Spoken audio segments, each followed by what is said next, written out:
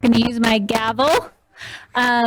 Welcome. Thank you for coming. I call to order the Murray City Planning Commission meeting for Thursday, October 21st, 2021. It is 6:30 p.m. Present, we have Commissioners Travis Nate and Lisa Milkevich and Ned Hacker and Sue Wilson and Jeremy Lowry and Jake Pearson. I am Maren Patterson and I am the chair this evening. From staff, we have Susan Nixon and Zachary Smallwood and Jared Hall and Melinda Greenwood. And I'm sure Brent Farnsworth is here with us.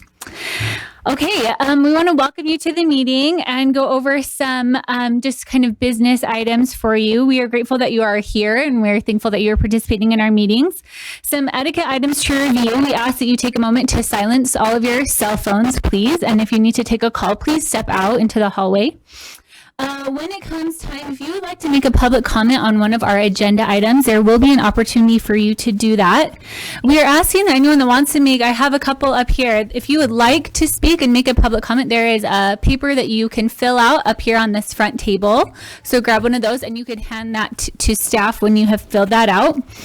When it is your time to come up, we would ask that you come to the podium and speak into the microphone and state your name and address for the record. All comments are 3 minutes long, and we will be timing you to just keep them succinct, and we can go over that a little bit more when we get to the public comment portion of the meeting. Okay, so we'll start with our agenda items. Our first item is approval of minutes. We don't have any minutes from our October 7th meeting, so we will move on to a conflict of interest. Do the commissioners have any conflict of interest with any of the agenda items this evening? No. And I would just like to explain that I am acquainted with Gary Hallen, but it will not affect my voting or it won't influence his application in any way. Great, thank you. All right, agenda item number 3, approval of our findings of facts. We had a conditional use permit for 4800 Lofts LLC. Have the commissioners had an opportunity to review the findings of fact and conclusions? Yes. Is there a motion to approve those? Yes, I'd like to make a motion to approve the findings of fact for a conditional use permit for John Thomas and Kyle Dinos, 4800 Lots LLC, located at 380 West, 4850 South, and 447 West, 4800 South. Is there a second? I'll second it. Okay, all in favor say aye. Aye. Aye. Any opposed? Okay. Moving on to our conditional use permits. We have conditional use to allow auto sales for Karim Auto, located at 150 West, 4800 South, units 30 and 31. Are the applicants with us this evening? Yes, wonderful. All right, first we'll have our staff report. Thank you. Is this on? Can you hear me? It is on. Oh, just got to talk louder. Yeah. Okay, so this application for auto sales is submitted for Karim Auto on behalf of Abdullah Karim Alazawi. The property is located within our MG manufacturing zone. As you can see, the project accesses off of 4800 South by way of a private drive. The driveway is approximately 1,000 feet in length, and so it's at the far north end on a private road. Auto sales are a conditional use in our MG manufacturing zone, and he's applied for the auto sales in units 30 and 31. Here are some photos that were taken yesterday. He's currently in unit number 30 and plans to expand into unit 31, and each unit will have in unit 1, we'll have auto repair and auto body. In the other unit would have auto sales. So the unit that is currently under auto body is unit 30, and he would move also into auto 31. Unit 31. Sorry, I'm kind of stumbling here. So the floor plan for the units show that each unit is approximately 2,400 square feet for a total of 4,800 square feet. It also has a small office of 15 by 26 and a small restroom. And then the balance is either work area, warehouse, or workstation. Oops. Parking for auto body repair is based on auto body repair and auto sales is based on the use of the square footage. So the office area equates to one space for 250 square feet. Warehouse is one per 750, or if there are overhead doors, we require 3 stalls. So based on the total of those 3 separate uses, he is required to have a minimum of 9 parking stalls. He has been allotted 18 parking stalls, and so any balance that he's not required, he would be able to have auto display vehicles. He will store some of his sales vehicles inside Unit 31 and then have the auto repair in 30. So whatever he could fit in Unit 31 that the fire department will approve, then he could have. And then whatever the balance of parking is in the parking lot. So based on his application and review of this, we are recommending approval based on the 7 conditions outlined as presented above. And I'm happy to answer any questions. Are there any questions for staff? Okay. Thank you so much. We'll have the applicant please come to the podium.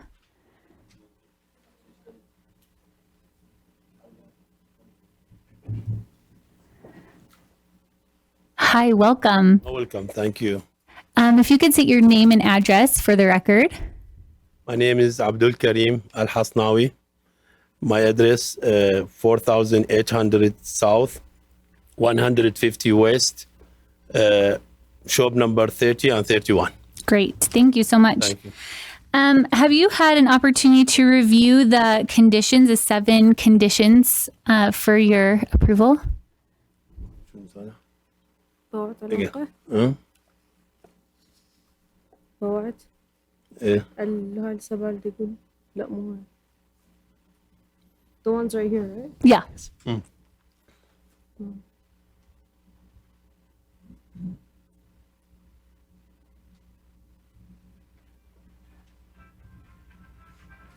Okay. Yes. Okay, great. And you'll be able to comply with those? Yes. Yeah, wonderful. Is there any additional information you'd like to tell us about your application? Did you make sure? No, thank you. Okay. Thank you. Wonderful. Thank you so much. Okay, I will now open this meeting for public comment regarding this item. If anyone would like to speak to this application, they can come to the podium and do so. All right, seeing none, I will close the public comment portion and bring it back to the council for further discussion or a motion. Madam Chairman, I'd like to make a motion that the Planning Commission approve conditional use permit to allow auto sales on the property addressed 150 West, 4800 South, units 30 and 31, subject to the conditions 1 through 7. I'll second that. Okay.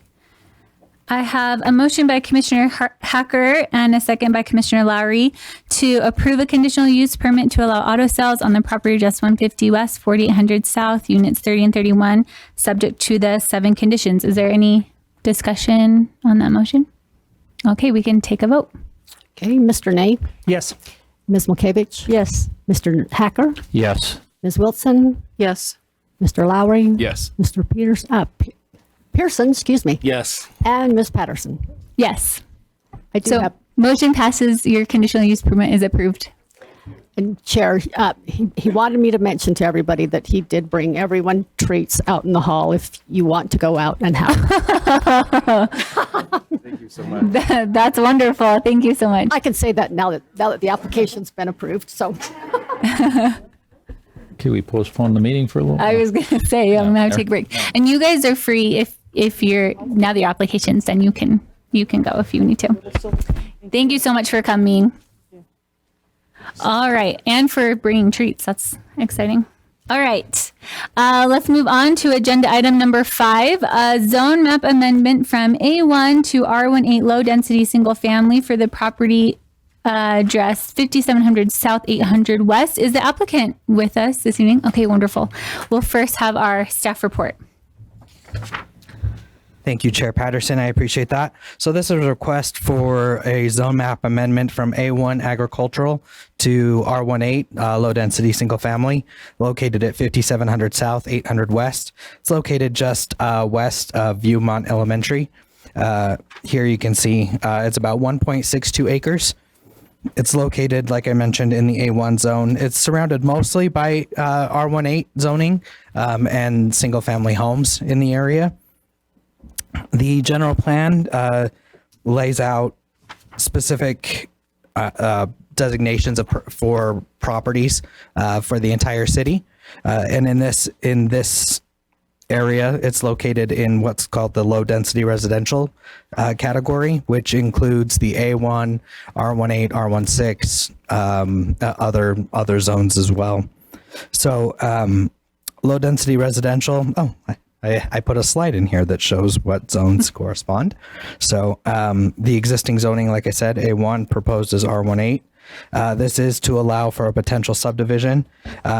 This does not require a change to the general plan because it is supported by the 2017 general plan. Let's see. A little bit of zone comparisons. I provided a table up here. Under the A1, a requirement of 1 acre minimum per lot is required. In the R18, it's 8,000 square feet per lot. Height is 35 feet in both the A1 and the R18. Front yard setback is a little different. Front yard in the A1 is 30, R18 is 25. Rear yard setback is 25 for both. The side yard setbacks in the R18 are a minimum of 8 on one side for a total of 20. So that's either 8 and 12, 10 and 10, however you get to 20. And corner yard setback are 20 feet. And there is a requirement of 2 off-street parking spaces for each dwelling. So findings, the general plan provides flexibility in implementation and execution of the goals and policies based on individual circumstances. The proposed zone amendment from A1 to R18 has been considered based on the site characteristics and the surrounding zoning in the area. And the potential impacts of the change can be managed with the densities and uses allowed. This has been during the application process. This request gets sent to various departments. So the police department, fire department, public works, which is what reviews all the infrastructure in the city, as well as the city engineer who looks at traffic as well. None of them stated any concerns with the proposal. So with that, staff is recommending that the Planning Commission forward a recommendation of approval to the City Council for the requested amendment from A1 to R18 at the property 5700 South, 800 West. Any questions I can answer at this point? I have a question, Zach. So Sure.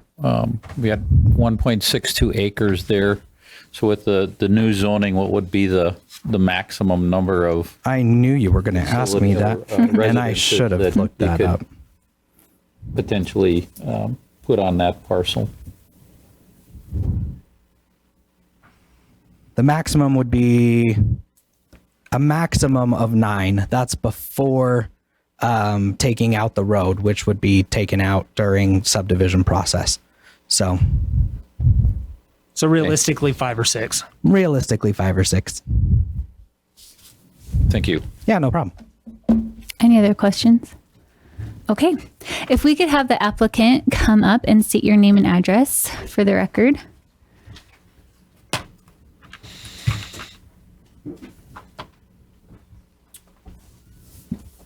Joe Colosimo, 11795 South, Taitland Rose Lane, Draper, Utah.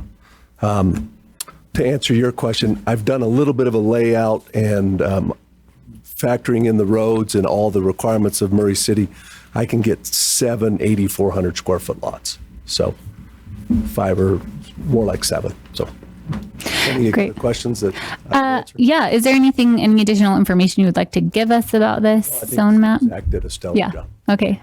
Any questions for the applicant? No. All right. Thank you. Okay, we would like to open the meeting for public comment regarding this item. If you would like to make a comment, we ask that you please come to the podium and state your name and address for the record into the microphone. We ask that you please keep your thoughts to 3 minutes and that you offer new information in your comments. The public comment portion of this meeting, we will address your questions or concerns by staff and the applicant after we close the public comment portion, okay? So is there anyone that would like to speak to this agenda item?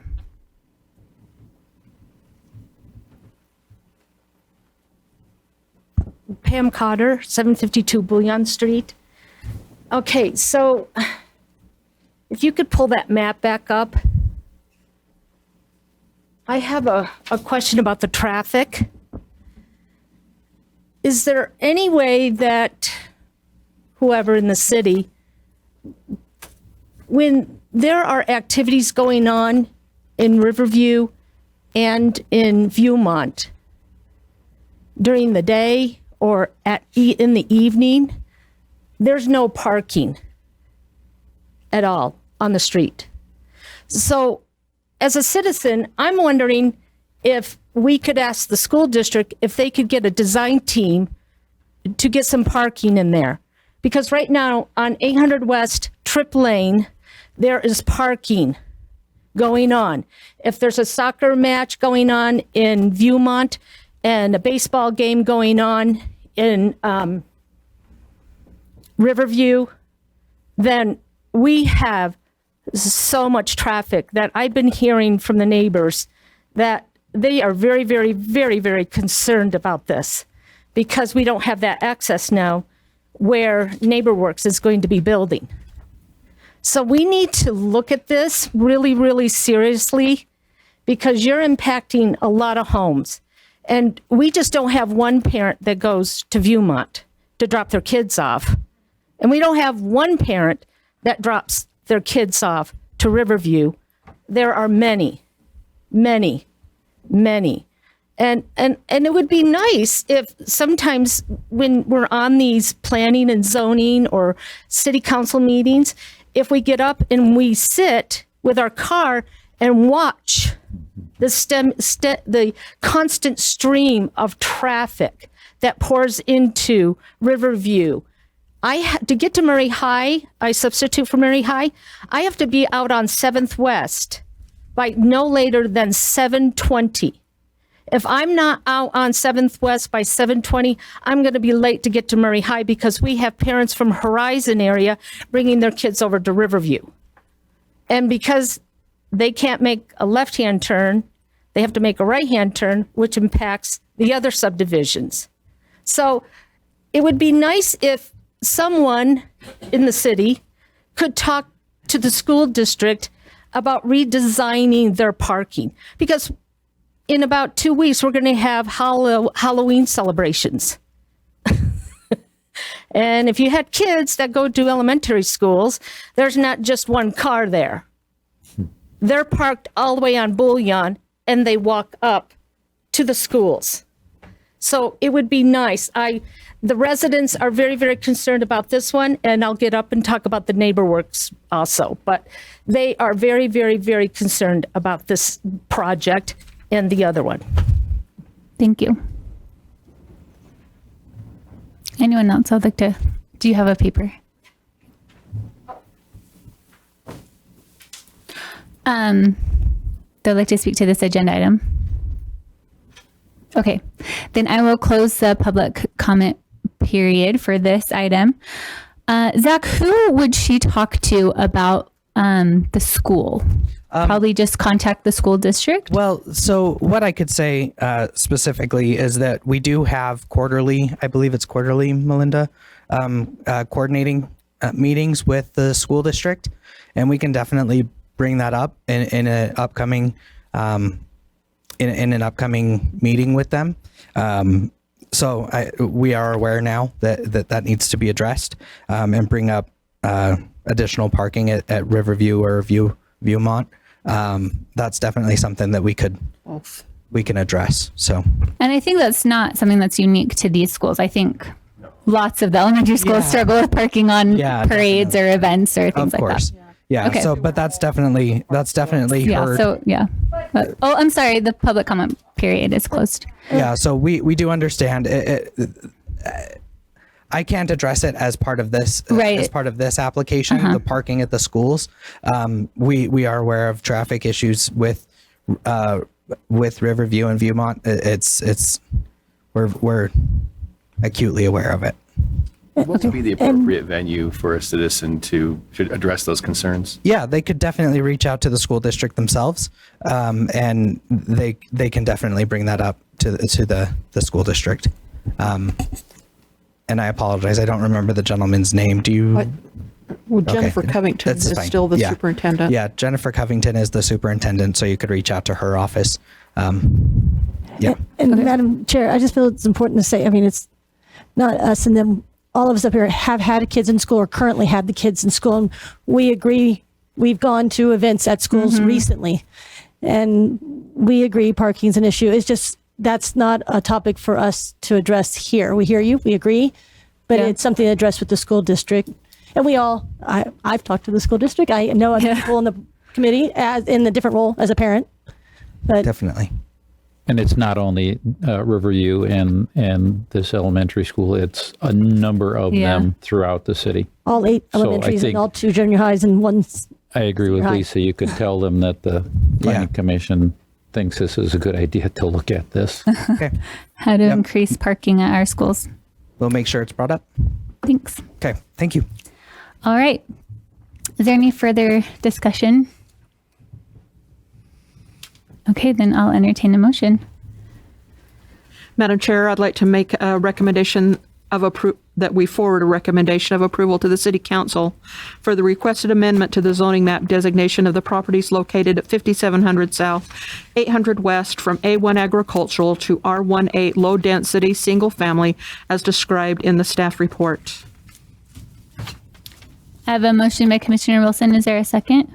I'll second that motion. Okay. I have a motion by Commissioner Wilson and a second by Commissioner Malkovich to forward a recommendation of approval to the City Council for the requested amendment to the zoning map designation of the properties located at 5700 South, 800 West from A1 agricultural to R18 low density single family as described in the staff report. Is there any further discussion on that motion? Okay, then we can take a vote. Commissioner Wilson, Yes. Commissioner Malkovich, Yes. Commissioner Pearson, Yes. Commissioner Lowry, Yes. Commissioner Ney, Yes. Commissioner Hacker, Yes. and Chair Patterson. Yes. And I would just like to remind everyone that this is a recommendation to the City Council. So the City Council will also be hearing this same presentation and you can have that opportunity to make your thoughts and concerns expressed to them as well. So, okay, we are moving on to agenda item number 6, 870 West Trip Lane, a zone map amendment as well. Is the applicant here? Okay, wonderful. We'll have our staff report. Perfect. Thank you. Like you said, item number 6, Salt Lake Neighborhood Housing Services Incorporated, requesting a zone map amendment from R18, which is single family 8,000 square foot lots, to R16, single family 6,000 square foot lots. This is at 871 West Trip Lane. So this is actually just down the street from where we were just a second ago, along Trip Lane, west of Riverview Junior High. In the past, the applicants had come before you to change this from agricultural to R18. I think that was done a little over a year ago. Sorry, just getting that here. Yeah, September of 2019. So 2 years ago. Sorry about that. And in July of 2020, there was an opportunity to look at connecting the street, and that did not go forward. Connecting to, I apologize, Willow Grove Lane, which is down here on the south side, connecting to Trip Lane up here. That was that would have required eminent domain, and it was decided that that wasn't going to be used to use that option. And since the developer has gone through and went through that process, they are now requesting the R16 zone. to help make the lots a little bit conform a little bit better to a cul-de-sac as well.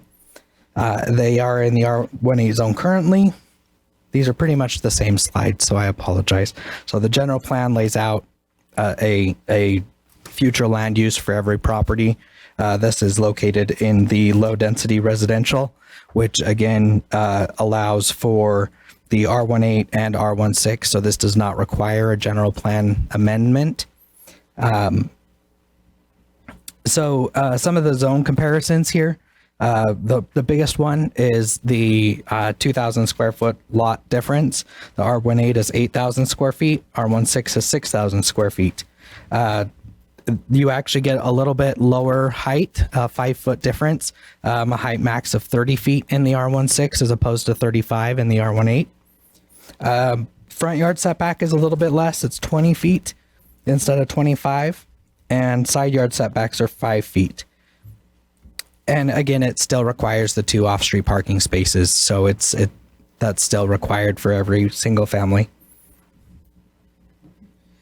Let's see. Okay, so overall, the planning division staff does recommend forwarding a recommendation of approval to the city council for the recommended zone change. So are there any questions for me at this point?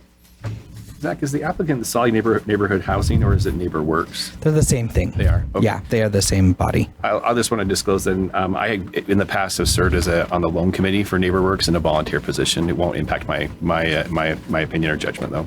Okay, thank you for that. Oh, let me also, I apologize. I did miss a section here. We did mail out, mailed out 90 notices to residents within 400 feet of the subject property.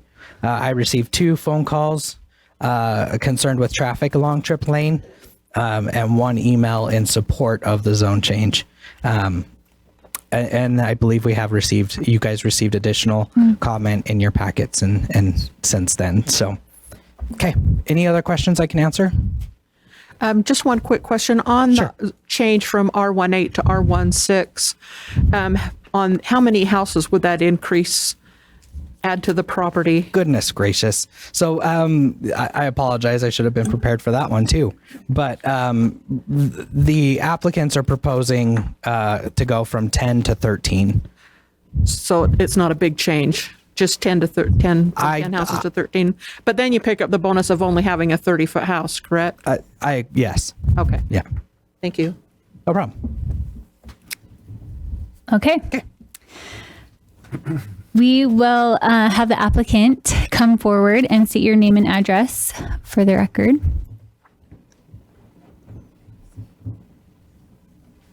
Allison Treese, 4843 South Poplar Street. Hi, thank you for being with us.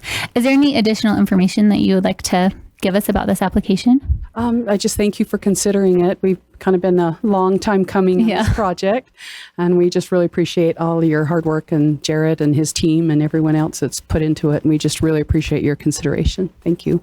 Thank you. Okay. Then we will open this meeting for public comment regarding this item. Same thing, if you would like to make a public comment, we ask you please come to the podium. Is there anyone that would like to speak to this agenda item? And when you come up, you can fill it out after, I think.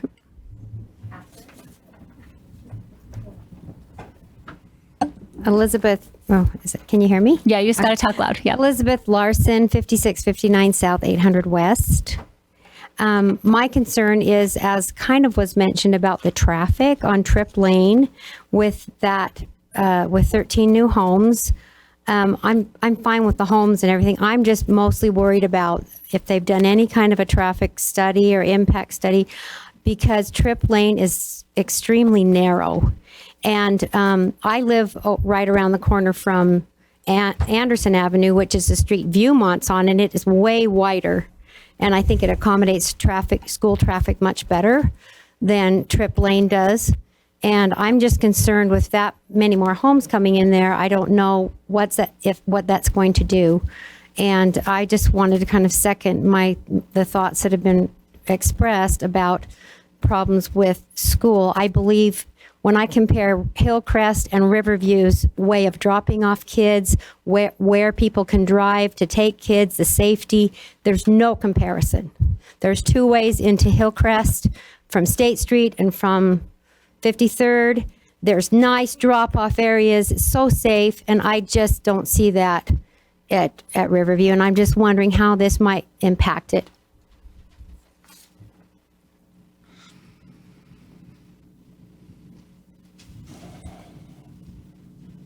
Is there any other public comments for this? Pam Cotter, 752 Bouillon Street. Okay, so you were talking about how all the other schools were having impacts. We are a very unique neighborhood. We have a junior high and an elementary school. No other school has that in Murray School District. Also, if we as citizens are supposed to go to Murray School District on this issue, could the developers go also to Murray School District and ask them to have a design company come in and redo their parking?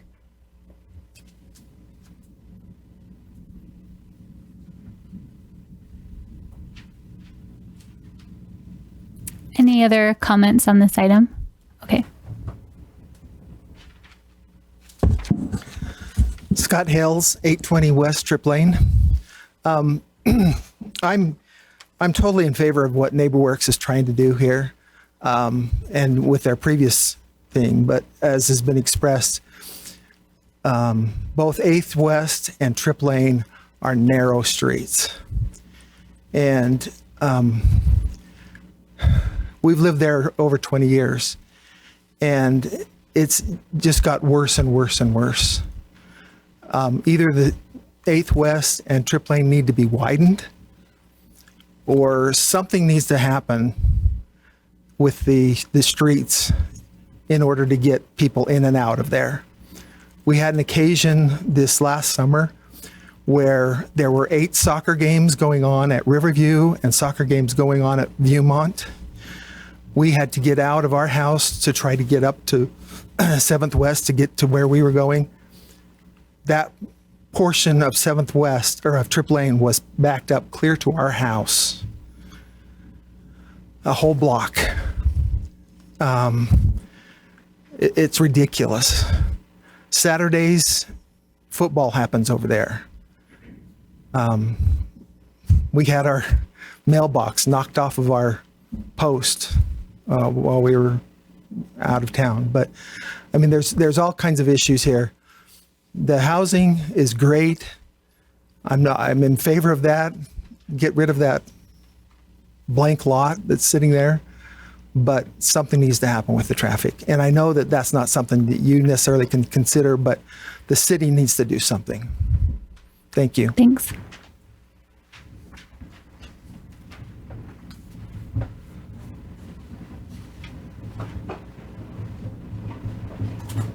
Any other comments? Okay, I will close the public comment portion and have staff maybe address some of these concerns. Zach, remind me, I feel like the first time they came when they were talking about connecting Trip Lane, there was a traffic study. There was. Done. We believe that there was a traffic impact study done. The city engineer would have reviewed that. And from our recollection, it's not going to contribute significantly to the traffic that's already there. So this zone change. Yeah, this zone change wouldn't impact that. However, to address Ms. Cotter's point, yes. So the struggle here is you as the recommending body. We can't condition a rezone on somebody going forward to contact the school district.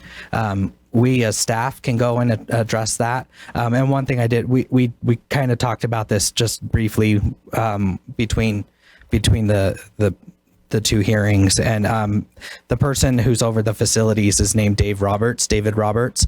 I would reach out to him.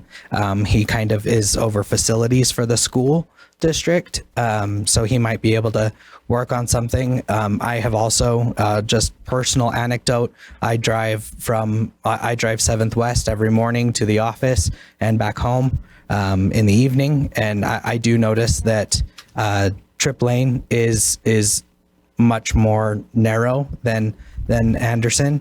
So I could see that, and we can broach the topic with engineering about. That was going to be my question about expanding a narrow street. Are there options to do that? And maybe we can work on something with the school district specifically on maybe giving up some of their property there so that we can make that a wider road, so it doesn't impact the people that live on the northern side there. It's definitely something that we can look at and speak to the school district about going forward. And Mr. Smallwood, we're it's kind of bringing up a different topic than we're on tonight. Sure. So for that purpose, I mean, if people are interested, they should stay engaged with the city. Yes. And continue that topic, because it's a different topic than we're voting on or talking about tonight. It's a good topic. Yes, it's just not what's in front of us at the moment. Yeah, for sure. And we are very much aware of the traffic with Trip Lane and that entire area. I deal with it every morning too, so I know it. But you saying that, we're just beginning the conversation. You're not Yes. promising to solve it, right? Exactly. We want to have that conversation with the school district. And I would, I think there's two different topics here. One is traffic flow. The other is parking, if I'm not mistaken. Would it be, aside from this motion, would it be appropriate for us to make another motion where we recommend that the city council request a public hearing with Murray School District and their superintendent? No, that's not in our purview. Then I think that's all we could do. Yeah, exactly. And I'll let Melinda speak to. Just to set some expectations, the school district is a completely separate body from the city. They're a completely different agency. By law, school districts are not subject to local zoning code for any city or municipality. So the city's ability to influence anything that a school district does is very minimal. So we can try and talk to them, but this simply really is a concern that you as residents should go to your school district about. We can try and have a conversation, but we don't have much influence. They're not subject to our zoning code. They can do what they want with their property without coming to the cities for approval. So it's very difficult for us to try and have any influence over an outcome like that. And Melinda, from what you're saying, I'm hearing that you guys, the two entities are friends and will talk to each other, and not saying that they won't listen. It's just they're not required to listen. So you're saying we will do what we've said, you will do what we've said, but the community should continue the conversation in other settings as well, right? Yeah, I mean, you as residents would be able to influence the school district, I think, more than us as the city. The individuals who live in those neighborhoods and are impacted are the ones that should engage in the dialogue with the school district. And So probably like attending school board meetings and saying, when you host multiple sports events at our schools all on the same day, you're affecting our neighborhood and things like that. Yeah, and this topic is really not germane to the subdivision.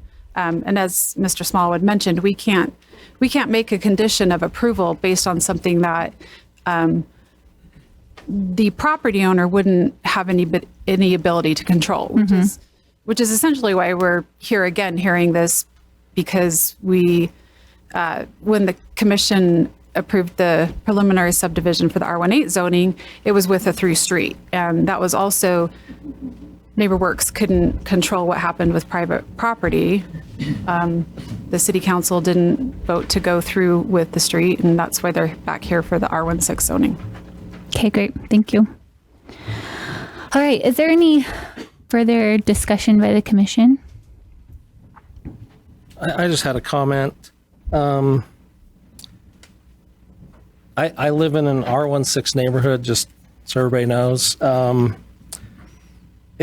It's concerning to me a little bit that under the background review that it says the reason for this request is the result of time and money used to develop a new subdivision plan, which I understand why that is. I get it. There was, this through street we're all aware of. The developer was aware of that from the beginning, that may not go through. And this property sits in the middle of R18 zoning. And so in my mind, it should be R18. And I don't think that we should be making decisions to rezone something to make a property developable for a developer. That's just my comment.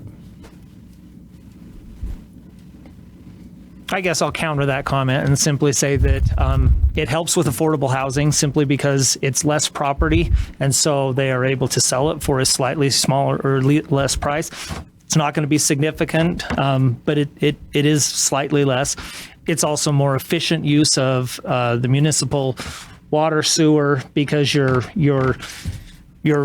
condensing what's going in there on that street instead of spreading it out over quarter acre or half acre lots. And so it is more efficient use of the infrastructure. So there are pros to it. Certainly it allows for a smaller home, and people tend to want the biggest home you can put on a piece of property. This does limit that in size, which also helps with affordability. So that's my only pushback on it. Just to comment on what Commissioner Ney said, I completely agree with you. To that point, though, if we put townhomes on it, it would be even more efficient and we would use less water. And so as we increase density, we do gain efficiencies, and that's correct. I'm just saying this is in the middle of an R18 neighborhood, and I think it should be an R18 zone. There's no connectivity to the majority of the R18 neighborhood. They're sharing a backyard fence.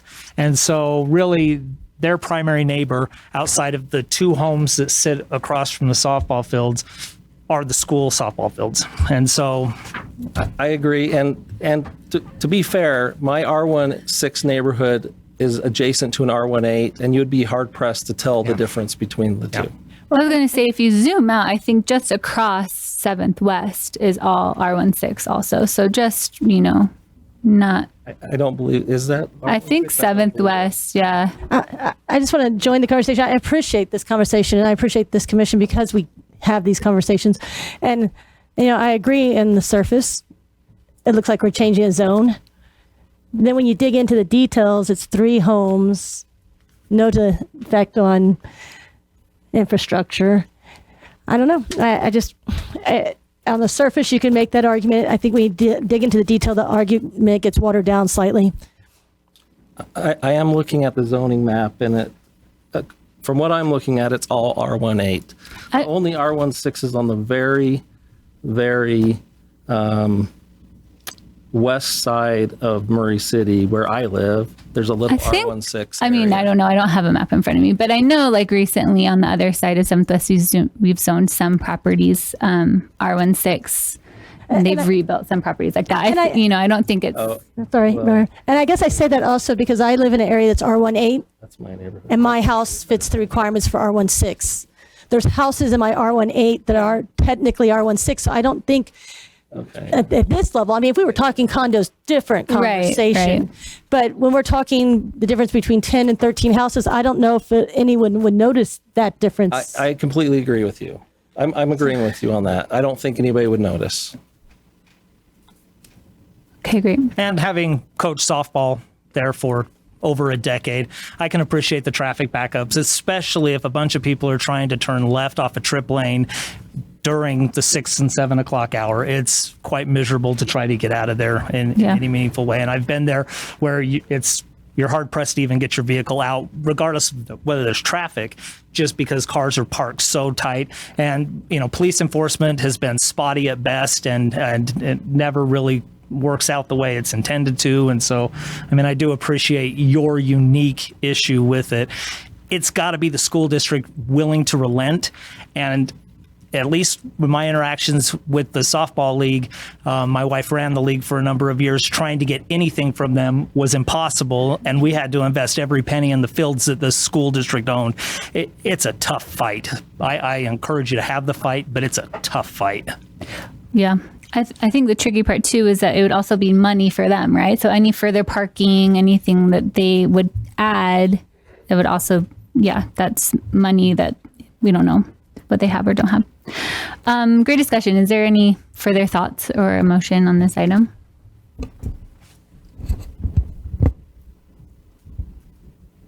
It's a tough fight, but I think there's some safety issues there that the school's got to address.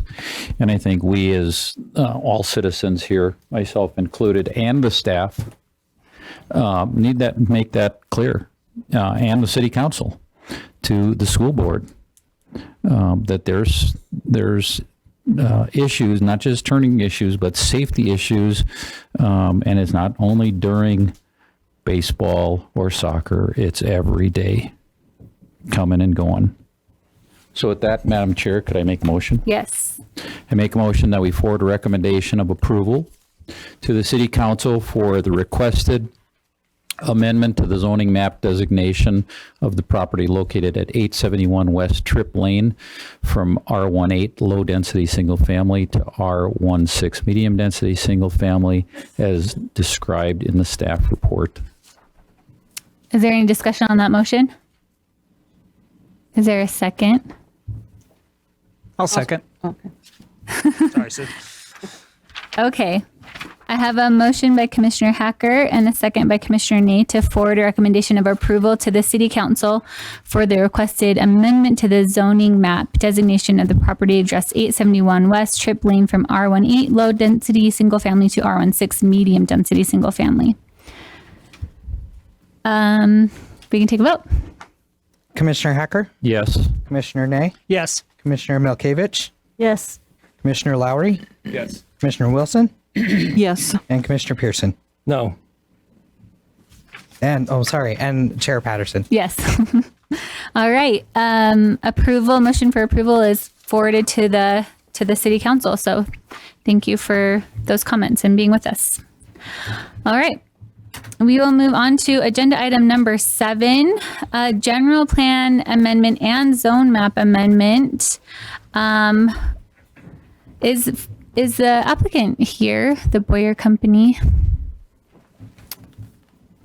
Okay, well, we'll have our presentation by staff. Oh, not enough seats. Okay, perfect. Thanks. Thanks for having me tonight. And I'll get started, and I guess we'll have them in from the other room, so in the overflow, as it were. This is, as you said, Chair Patterson, an application that has two parts, a general plan amendment and a zone map amendment. The general plan amendment involves the map of the general plan, and we'll get to that in just a moment. It involves the future land use map. So we have a future land use map amendment and a zone map amendment request. The property owned by the Boyer Company at this point is the collection of these parcels that you see in yellow, the former R.C. Willey site, 9th East and Winchester Street.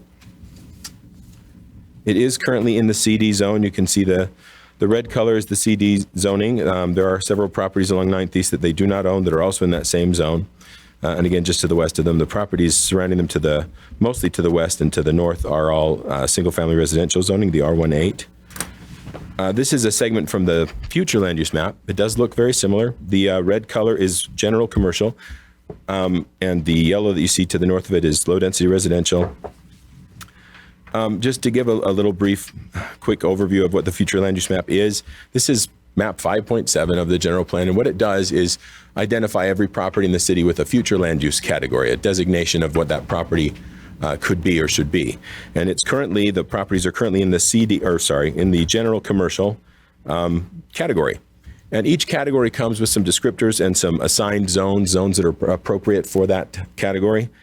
In this case, the general plan, general commercial category is what you would expect. Commercial for primarily larger retail destinations rather. We did actually in the 2017 general plan anticipate that these kinds of changes would be requested in our commercial zones. We did not take the final step of adding mixed use zones to the general commercial category. We left just the CD development, but as you can see there, it says high density multifamily residential complexes will only be considered as part of a larger master planned mixed use development. Smaller scale medium density residential projects may be considered for neighborhood or community node areas. we did anticipate that the push to add to add residential to existing retail sites was coming. That's a trend that's been happening in the country for 15 to 20 years. So that's the current category. The requested category is specifically recently created for these two zones, the one of which has been requested. It's the Village and Centers mixed use. It's intended to be used, as it says, to provide an opportunity for the measured and context-sensitive addition of residential housing to existing commercial properties and developments along major transportation corridors and in and around retail and commercial centers and neighborhood nodes. I think it's important to note, and this is probably as good a place as any to do it in the presentation, that these two zones, and the reason that we created a different category, a different land use category for that future land use map to support these two zones, is because they are distinct. We have transit-oriented mixed-use zones that are located around our transit stations, Murray North and Murray Central stations specifically, and in our downtown. But in the further out areas of the city where these nodes were identified, as you can see in this kind of snippet from the general plan, one of the maps in the general plan, these areas of transition along corridors and at intersections that were important where we expected these pressures and where we might be able to appropriately implement some mixed use, it was going to need to be different. And it was going to be different in that it was going to be adding residential to existing commercial properties as opposed to raising sites that used to be industrial around that tracks line, the central core of the city, and building up from nothing. These are zones that are intended to add value to existing commercial sites and sort of a rescue operation for commercial in some instances. In some ways, that's why this is appropriate for this site in staff's mind, because the R.C. Willey building is now sitting vacant. R.C. Willey closed its doors earlier this year, I want to say. And we knew that was coming. That's when Boyer purchased the property. And we don't have another user for that kind of site. It is a very specific building that was built for that site. And we'll get into more of that as we go through the presentation more. Some other general plan considerations just to think about. The mapping is one of the things that we always look at when we consider requests to change the land use designation. But again, there are other objectives of the general plan that are supported by this application. To offer zoning and density and street improvements that offer direct incentives for areas that are targeted for revitalization. This would fit that strategy. Create neighborhood mixed-use zone designations and support with form-based development and design guidelines. Some of those are worked into these zones that are supported by this category. And support ranges of housing types and promote construction of smaller-scaled residential projects that can be integrated with current and future employment areas. These are all planned considerations that are supported by this request. Some considerations for the VMU zone. This is important. As we just a little bit of background real quickly. I mentioned that these are different zones, and that's by design. When this was looked at a year ago, the Planning Commission recommended approval of a mixed-use zone here, but we didn't have these two zones in particular. As it went forward to City Council, there were concerns expressed about how much it may not fit well and how we might want to be able to do better things with density, look at lower densities, more parking requirements, because they are further from transit opportunities. And to consider more buffering for residential areas, because in our downtown core, you don't have a lot of single-family residential to worry about for buffering, and especially near the track stations, there weren't a lot of existing single families to worry about buffering, so we hadn't put a lot of buffering into those zones. We wanted to look at that carefully. That was the request from the city officials, and we, as a result of that, we went into a moratorium during the first part of the year, and over 6 months, we researched and wrote these zones, trying to be cognizant of those issues. Again, considering them the addition of residential to existing commercial. With that in mind, when we wrote these zones and drafted them and presented them to the city, we wrote them with kind of guideposts that would say along the way, as we considered properties for them, what might be considered appropriate in the property. The first of those considerations would be that they should be, as it says in number 1, existing commercial properties that are in and around those areas identified as nodes, commercial neighborhood nodes, in that general plan. This particular site, the old R.C. Willey building, is a city retail center, recognizing its position there on 9th East and Winchester as a busy intersection. So it meets that first test, that basic first test that needed to have been mapped in that 2017 plan. Second, it should be considered for properties or property that is at least 3 acres. This is 9.11 acres, and that are zoned or used for non-residential purposes. And these kind of seem obvious, but we wanted to make it clear in the zoning that this was not a zone that was intended to be implemented where there had been previously houses. We're not raising homes or taking down other sites like that, or even multifamily sites that exist and taking them down and redoing them. These are for non-residential properties to kind of help them maintain their commercial components and add value. So it does meet both of those tests, zoned or used for non-residential uses or purposes. And then again, we established 9 goals that should be applied, and we should make findings for at least 5 of these 9 goals on any property we consider to make sure that it's appropriate for this type of zoning. So in this case, we just wrote about or listed for the slides here the tests that were best matched by the application. The first of them being that it should result in a high quality development of commercial properties. This is commercial property. The R.C. Willey building is gone. Like we said, we want to see more commercial still there. We don't want it, I don't want to say we're not interested in. We're more interested in mixed use on the site because it retains some commercial as opposed to entertaining a series of applications to rezone it to different multifamily zonings, which is another possibility that happens a lot. So this would result in better quality commercial property, retaining some of that commercial. The second test, retaining or rehabilitating commercial use of significant portions of the property. It'll have commercial requirements for Winchester and for 9th East. To increase local access to commercial services for in-the-project residents as well as for residents in the surrounding areas.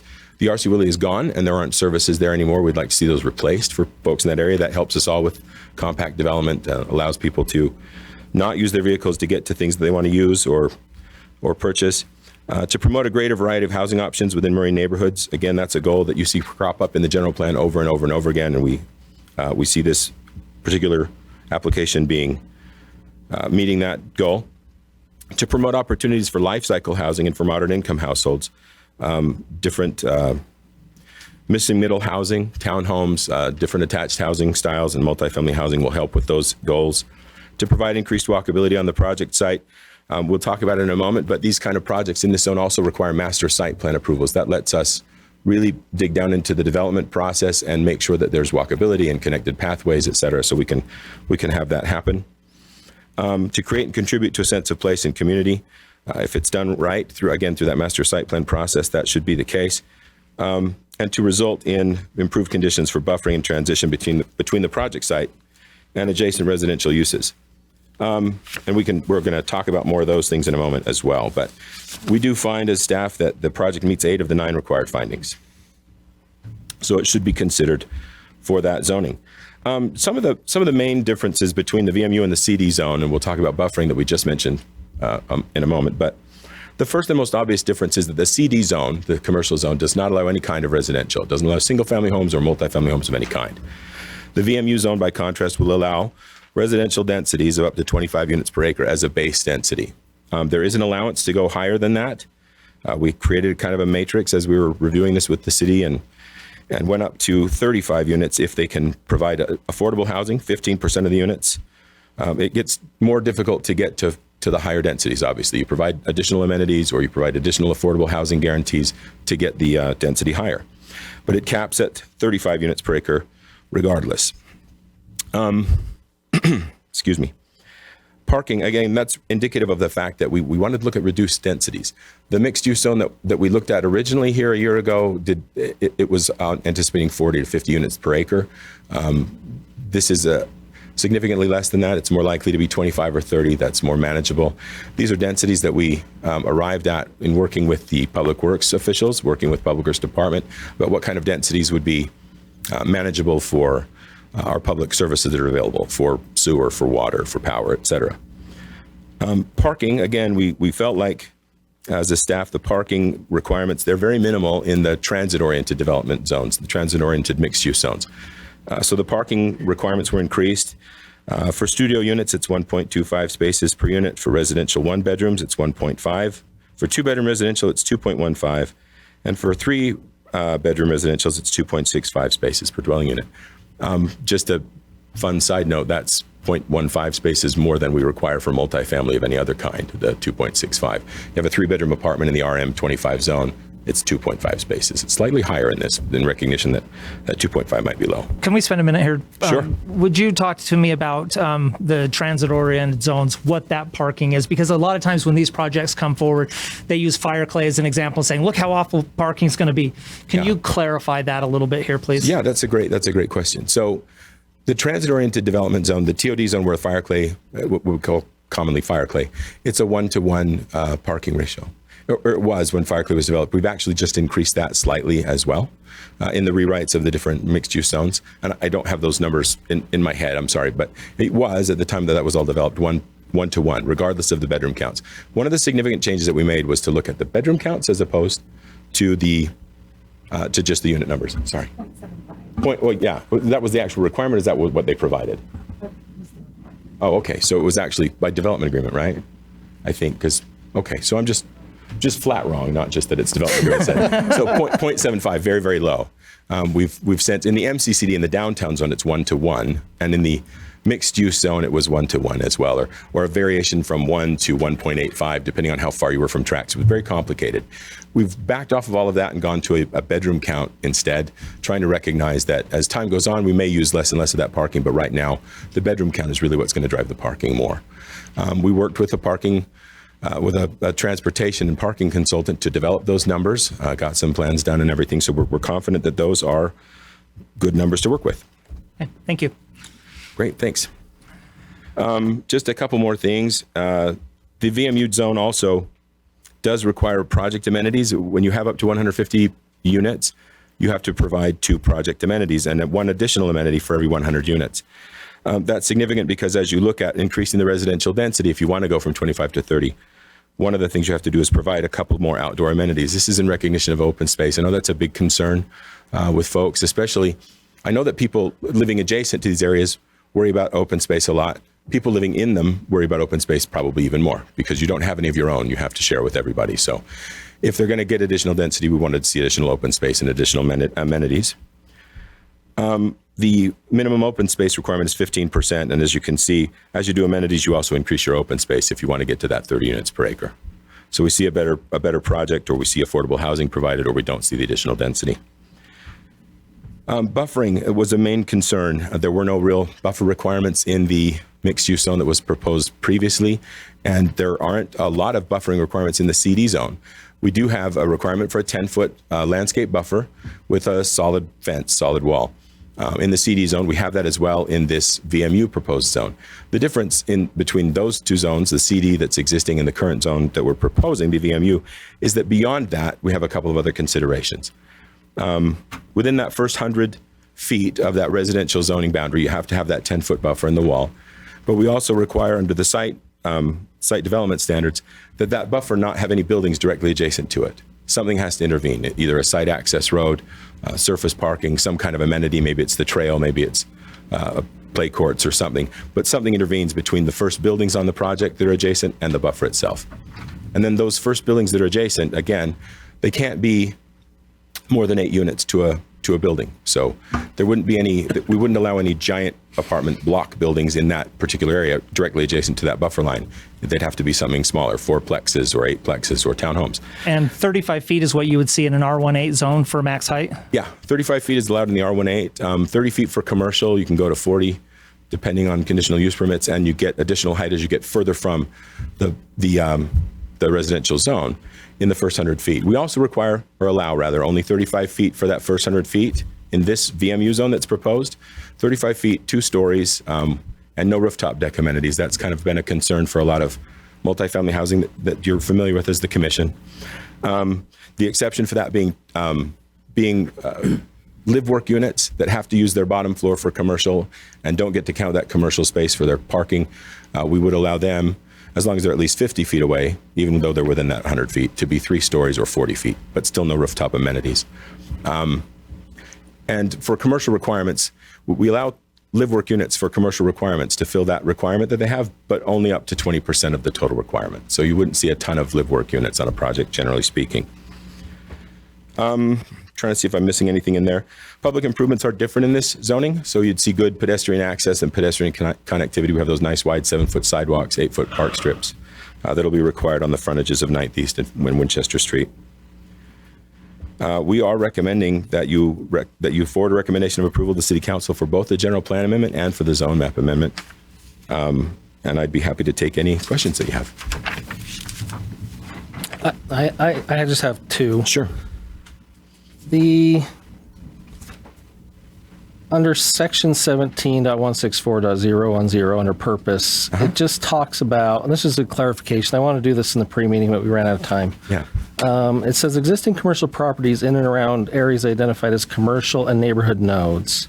The neighborhood nodes I see on this map, are the commercial the city/retail center? City/retail, et cetera. Okay. And it is confusing, and I apologize, but there are like 4 maps that identify all of these kinds of nodes, and some of them call them neighborhood nodes and commercial nodes straight out.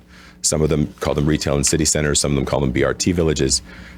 But they're all the same places over and over again with different kinds of names. Great, thank you. And my second question. So we rezone this. There's an existing commercial property there that's not being used. What would explain to me how could the developer just go build an apartment building and use the existing space as the commercial space? Yes and no. The existing building, if they were to find a way to adaptively reuse that, yes, then we could do that, and we would encourage that. In this event, I got to tell you, it's not likely. The R.C. Willey building was built very much specifically for this property.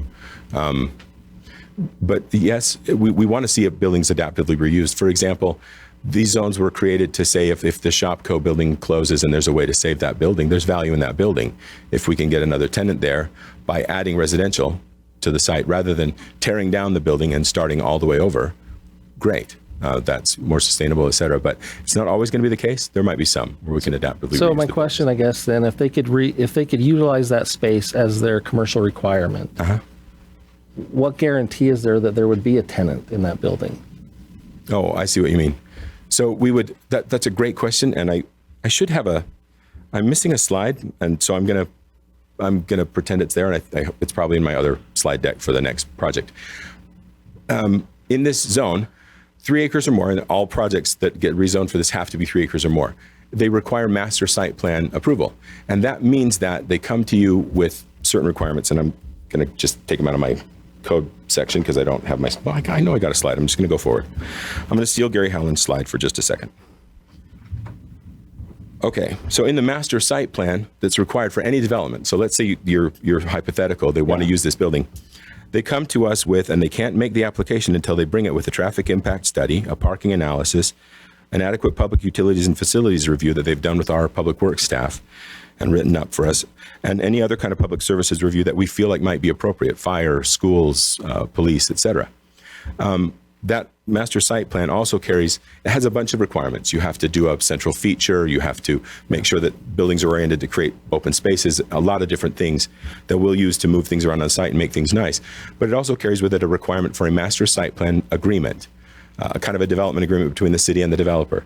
And that agreement is to cover everything that you have as a commission required under the master site plan approval and the phasing of the project. And the phasing is important because in a situation like that, our guarantee that it would be that it would have a tenant would be something in the master site plan agreement, that development agreement, that would say you don't get permits for your commercial or for your residential components until we have at least so much of the square footage leased out in your adapted reusable building. That's how we guarantee it. Yep, thank you. If I was a property owner, so let's say we have an application come forward, property owner comes in with their master site agreement, they start to move forward on the project, they go belly up. What happens to that property and what happens to that master site plan? Master site plan agreement governs that entire thing and the successors and assigns. So anybody who takes it over is subject to those same conditions. They don't get to build what's not in that agreement or in any order that's not in that agreement. If they want it to begin again, they come back to you for a new master site plan approval. Okay. Will you give a little more insight specific to this site? What's going on with power, sewer, police, fire, engineering? Great. Yeah, thank you. So during that time that we were looking at all of these different zones, part of the reason we wanted to take that time out and look at them was concerns over how much capacity there was in public utilities outside of the city's core. Years ago, when the MCCD zones were adopted and the mixed use zone was adopted, those areas of the city were looked at for capital improvements and making sure that we could cover 80 to 100 units per acre overall. And those improvements are either in or planned for. So we were confident that we could handle utilities problems or any utility concerns in those areas, but we didn't know in the other areas. So sewer was underway with the study already, water as well. So we have now looked at what capacities we have and how much density we could support overall in the likely areas that might see these requests for zone change. And the numbers that you see, 25 to 35 units per acre, are reflective of what we can handle. Those were arrived at with public utilities in tow and their studies that were going on. So this isn't just willy-nilly. We've looked at this as a city and really thought about it. We don't feel like we can handle more than the 35 units per acre in this area. Down in State Street, we can make some adjustments and handle up to 45. If we went beyond that very much with the properties that we have, we'd have issues. And we built in a certain margin of error there too. And we looked at the entire city and all of the collective whole of all of these types of properties. Of these areas, of the areas that were likely to be changed where we would consider applications for change. And the downtown and the other core areas of mixed use were already considered in previous capital improvements. So. And Mr. Hall, was the school district included in those discussions to the extent that they could be? Yeah, Zach and I, he mentioned Dave the other day. We've talked to Dave during that process, and they know what kind of densities we're looking at. And again, we have those quarterly updates, and they're always kept aware of what kind of densities we could be looking at and how that might affect them. So. And often with applicants, we involve the district in discussion. Exactly. And PUDs specifically, we make them get a letter from the school district. And we can do that with these as well. But they're always part of it. And in this particular case, if there were serious school concerns from I forget his last name all the time. He's just Dave to me, but we would, Roberts, thanks. We would have them talk with them as part of a review. If we were really concerned about it, that's what that fourth line is for. Public service reviews, we'd send them to the school district to do a review and make sure that where we're putting it is not a strain or whatever. Jared, you touched on this in your presentation. Would you go into a little more depth about the reason why the staff and others feel that village mixed use is appropriate and is needed as a replacement for commercial with some of with basically what's happening in the economy? And that's a great question, and I could probably talk for a couple of hours about it. But it's the trend for mixed use and how it has to do with a lot of different moving parts. Retailers, as the economy has changed, have shown less willingness to maintain or to go into new shopping centers that do not include residential on site. They do, just to be clear about retailers, they do their own research. They know, and you probably know this from your position too, they know exactly what they want for where they're going to put their businesses. And this method, especially in the West, these zones are more like Western mixed use than the downtown zones that we proposed. They're more likely to be horizontal mixed use where the commercial is out front and the residential is in the back. But we feel like it's a good fit for more suburban areas because of that. It feels more like the traditional development that you've seen. But it also just allows us to, in addition to all of that, in addition to allowing developers and retailers to come back into a site that maybe would have gone dormant, as some of them do. In addition to that, it provides us an opportunity to add a scale that's more compatible, do all of those things that provide more efficiencies like we were talking about with the other application briefly. It allows us to do missing middle housing that we don't have. It helps us with moderate income housing goals. It helps us with sustainability goals.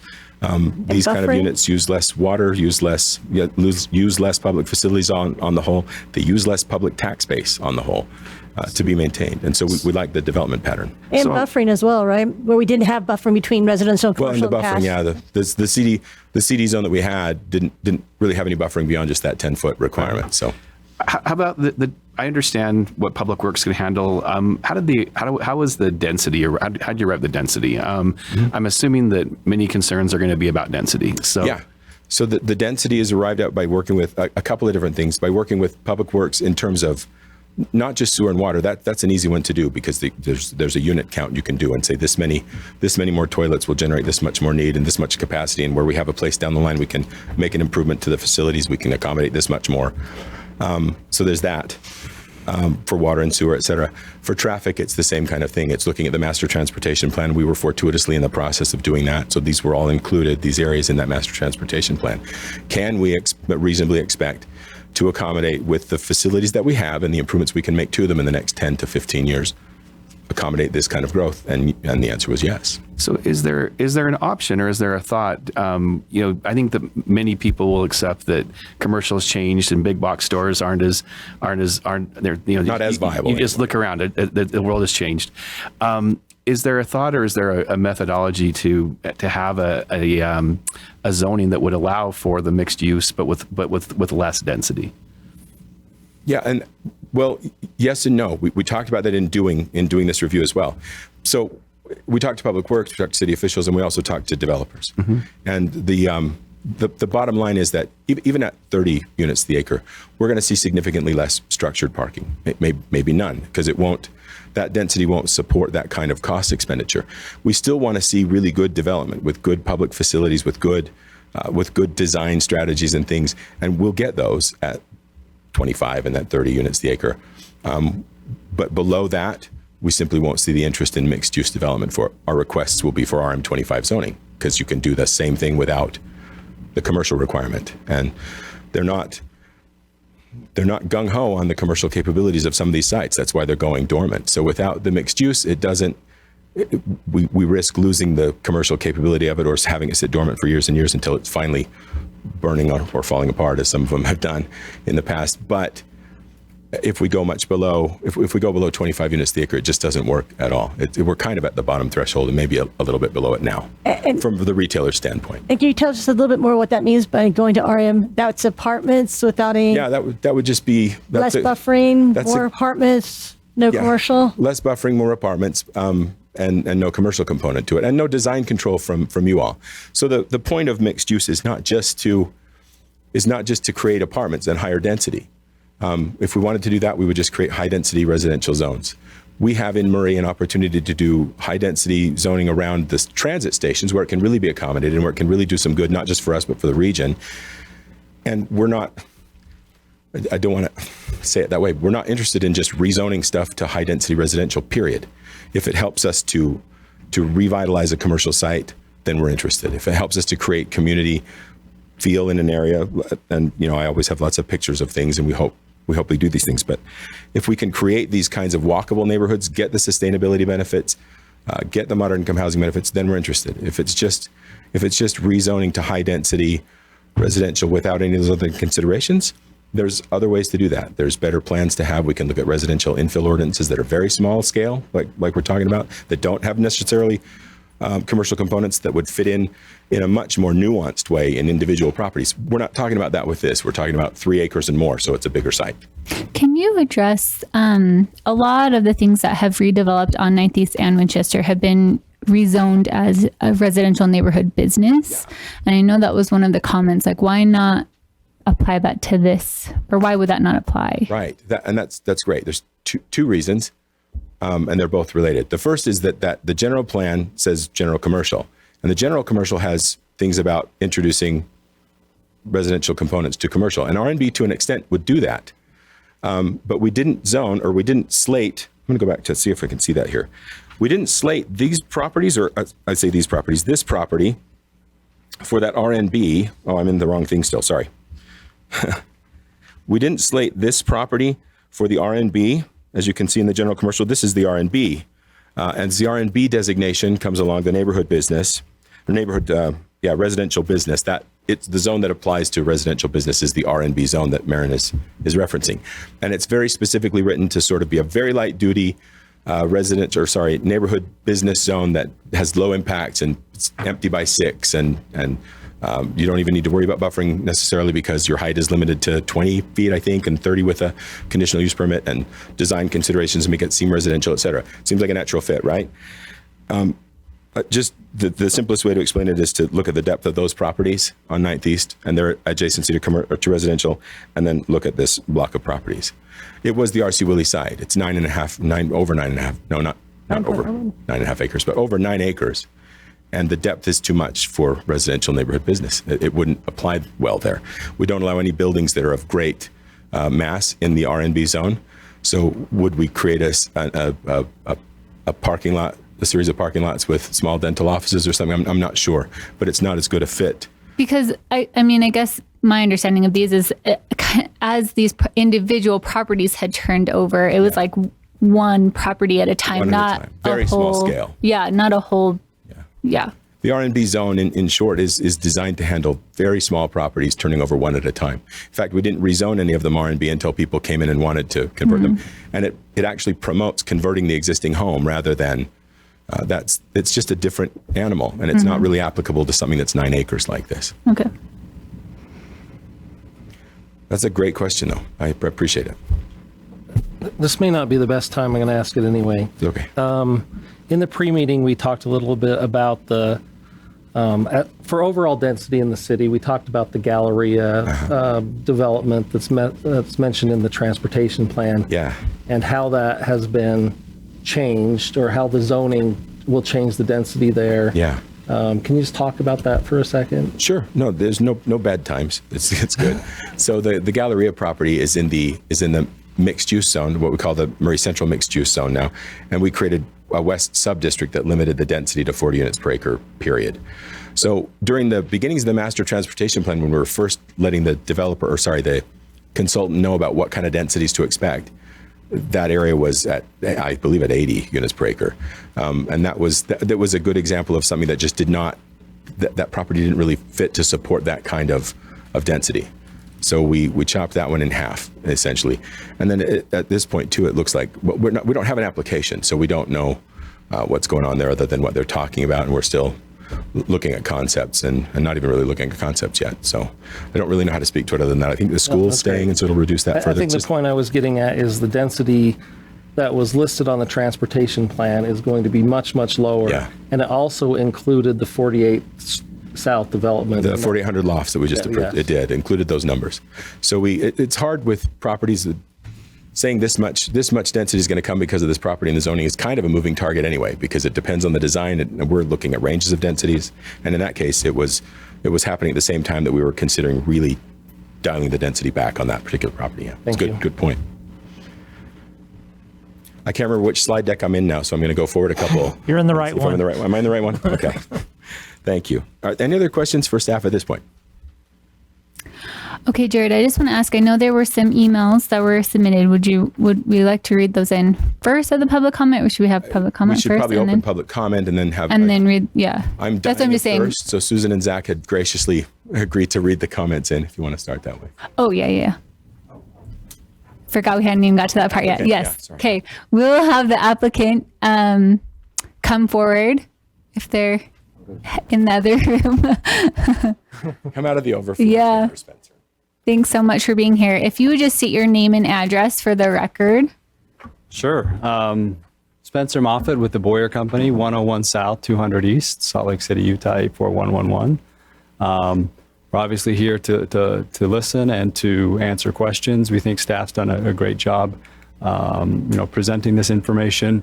Jared provided some context as to, our involvement in the property. As he mentioned, we purchased the property last year. As a side note, the Boyer Company, I believe our first development almost 50 years ago was in Murray. We have long had an interest in Murray and have a long-standing relationship with this municipality, and it's been a great place for us. We're a local developer. We're constantly looking for opportunities that we can attach our name to, and we're not someone who's going to disappear. This is something that is very important to us, this particular project. So it's an exciting opportunity. That said, we came here last year seeking a rezone to the mixed use zone. We were excited at the prospect of 40 to 50 units per acre. We quickly learned from the feedback that was given that density was too high. I think we heard some other things from the residents at the Planning Commission meeting regarding buffers, heights of buildings, and parking, all of those issues that Jared had talked about. We listened to those, and when the moratorium came, not that we ever support or in favor of a moratorium, but I thought that was, as a development company, we thought that was a good idea. Let's figure out what works for the property. Generally, we seek to provide feedback when there is a moratorium and a new zone being written. We had limited conversations. I've got to give credit to staff. I think they stepped back and took that feedback and looked at it and said, hey, how can we best address some of these concerns while still promoting the development of the property in line with the general plan. So when we saw this new zone, and I probably shouldn't say this as a developer, but it does a good job protecting some of those interests, the buffers, the parking, the height, and the density. I think these are things, in a perfect world, would we select these? No, but I think we can live with these, and I think it paints us into a corner as far as what we can do on the site and makes us, think long and hard about some of these units. Just as an example, initially we were looking at 350 to 400 units. At this point, we're down in the 2 to 240 range. So our density is almost half. We're planning to put most of the density with this zone out front on Winchester and 9th East and leave open space in the back. So that just gives you some context as to how we're responding to this VMU zone. So credit to staff for coming up with it. We don't love it, but we think we can live with it. And I think it addresses some of the concerns that we heard. I know no one's ever going to be entirely happy. Development is not fun. We attend these meetings. I attend them as a resident as well. Development is hard and it's tricky, and we're sensitive to that. And we wish we could have everyone walk out of here happy, but that's a challenge. But we will do our best to listen and to implement some of those comments and concerns and come up with a development that collectively we can be proud of as a developer, as a community, and I think as a city. So that's a long-winded answer or an introduction, but we're happy to listen and answer questions. Great. Thanks for being here. Okay, then I will open the public comment portion of this meeting. And I would just like to remind you that when you come up to the podium that you only have a limited time to speak. And especially that if your concerns have been addressed, please offer new information when you say your public comment. And if somebody has said a concern or something, please let's not rehash and relist the same concerns over and over. And then we will address your questions or concerns with the applicant or with staff when we close the public comment period. So we'll start with our emails. And then I have two people that I will call up that have filled out the paper. So yeah, we can do the emails first. Okay, perfect. So this one is, it's actually kind of unique. It's different. It's an audio recording that was emailed in. It was by Elizabeth Lara. She says, "Hello, to whom it may concern. Here is my opinion and point of view as a member of Murray City. I hope for my questions and statements to be acknowledged in a public hearing. Thank you." So I'm going to load this up real quick. I apologize. Hi, my name is Liz, and I reside in Murray. Currently, I'm a U of U chemical engineering major. And I was approached yesterday by a woman who explained to me her concern over a lower income community moving near us. I have a problem with that. Her concerns included more crime being committed, our safety being threatened, us being under attack basically by these lower income families. And lower income is synonymous with people of color. And that is historically and systematically correct. It basically is redlining what people are attempting to do to steer away these lower income minorities who yearn for the normalcy and the stability that every day we have the luxury of living in. Of course, we have clean neighborhoods and such low crime and whatnot. But that being said, the thought of a lower income people of color community intruding in our bubble of white is threatening towards people, and that is the exact reason why diversity is important, why having lower income we can't hear the recording, color please. introduced to these areas of higher upper middle class white suburbs. And that is the way we eliminate this discrimination issue, this fear of crime being associated with people of color. And instead of attacking that point, you can actually maybe do something to help those communities, to really look within yourself and see, why are they committing these actions? Do they not have enough food? Do they not have enough education? And we can really look within ourselves and see humanity and humanize these people who are people just with a lower income. That's what it is, lower income. It's not anything to do with crime being brought to us. Thank you for your time, and I really hope you really look within yourself and see why you think certain things and why your opinions are your opinions. Zach, I just want to let the people here know that we have not been timing the emailed comments at 3 minutes. We've just been reading them into the record. Right. And so that's why I didn't intervene. I will say that was exactly we made sure that was an exactly 3 minute long thing. Okay.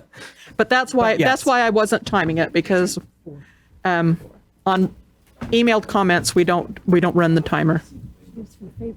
Or should Okay. I not told them that? Well, I will move on to the next one. I have a total of 4, more than 4. I have 4 written, and then I have a few more emails that have come in since. So this is from Sonia DeVore. Says, I am against rezoning the area around the Best Buy in Murray and RC Willey. Though we do need housing for so many people, I would like to be very clear about the concerns surrounding yet another high-rise apartment building in Murray. Traffic, the developer would have us believe that people in these units will use public transportation and that traffic won't be as big an issue as we think. In one of the studies for the Galleria project, the recommendation is to make Murray Boulevard a 5-lane road, kind of ironic since you would have to demolish some multifamily housing to accomplish this. Granted, it is a much bigger project at the Galleria than the proposal at Best Buy, but traffic will be increased. Look at the traffic snarls we have now in the area. If we are going to need to improve this area with new roads, let's get that done first. But building better roads that carry more people brings its own issues of degradation of our air quality even more. Crime, more people, more crime, just a fact. Does Murray have the resources to hire more officers, buy more patrol cars? I would like some input from the Murray Police Department as to how they feel about all this dense housing. I live in a neighborhood very near the new Murray Crossing, as well as Hunter's Woods and the Clover Creek Apartments. I have lived in this neighborhood for 25 years, and since the buildup of the new rentals across from Hunter's Woods and Murray Crossing, etc., there have most definitely been an increase in petty crime. Schools. The developer of the Best Buy project would have you believe that most of the residents will be surgeons and work from home professionals. I would like to know if this project will have any kids of subsidies such as Section 8 or Section 429. The programs appeal a great deal to families who have children who go to school. A transient population brings additional challenges for teachers. My grandchildren went to Parkside for many years. And of course, just the additional class size is a challenge. Are we ready for that? We will need more teachers, more buildings. Aesthetics. To be realistic, growth and change is inevitable. We will never have that small town feel again, but we can have development that is inviting, pleasant, and that honors Murray's rich history and heritage. Many of these new developments around town bring to mind some of the post-war buildings I have seen in East Germany, concrete. Let's not look like every other city and give up everything that has made Murray unique. Change and progress are inevitable, but we need to be smart about it. It's ready, set, fire. Let's make sure we keep the right order. Sincerely, Sonia DeVore. Okay, this one is from Aaron and Stephanie Turner. Hello, as a longtime resident of the area, we would like to voice our concerns about having high-density, low-income housing that is being proposed at the RC Willey property. This project sounds familiar to the one off of 45th West of State. Unfortunately, crime seems to have spiked in that area. Has this been considered? Why does the housing need to be low income? Traffic is already a problem. This would make unbearable. Thank you for considering these points, Aaron and Stephanie Turner. Next is from Crystal McMillan. Please do not allow a large apartment complex to be built on the old RC Willey property. It will greatly impact the adjacent neighborhood. Consider zoning for condos or townhomes. Okay, this one is from Janelle Klingler. To whom it may concern, I am concerned about all of the apartment development in Murray. I worry about overuse of things like water, transportation, traffic, education, and first responder resources. Have these been considered? I know there is a lot of pressure on cities along the Wasatch Front to include more housing, but we need to ensure we're doing it wisely. Sincerely, Janelle Klingler. Okay, and there, sorry, I have, okay, 2 emails. This is from Julie Schreck. To whom it may concern, I was recently made aware that Murray City is currently considering rezoning the RC Willey area to mixed use. This would allow the developer to build 3 to 4 story buildings with several hundred apartments for lower income students and families. I have to say I'm extremely disappointed to hear this, as I live at 6428 South Golden Chain Street. I have personally experienced a significant amount of crime that appears to be propagated by both the Crystal Inn and the James Point apartments along Winchester. We recently had to put in an alarm as we have a stranger in our backyard who attempted to gain access to our home with our walkout basement. To add even more apartments in a highly congested area simply means that the risk of potential crime will likely increase. To put this frankly, I feel that Murray City often puts the needs of business over the needs of actual homeowners. There are many properties like this in the works, and a development like this would be ideally suited for the sports mall area where there are already limited residences. I sincerely hope this motion doesn't pass. If it does, I think most folks in our neighborhood will look to move.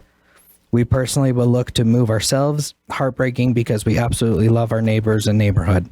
I would personally vote for whatever mayor can support growth that doesn't harm homeowners. Sincerely, Julie Schreck.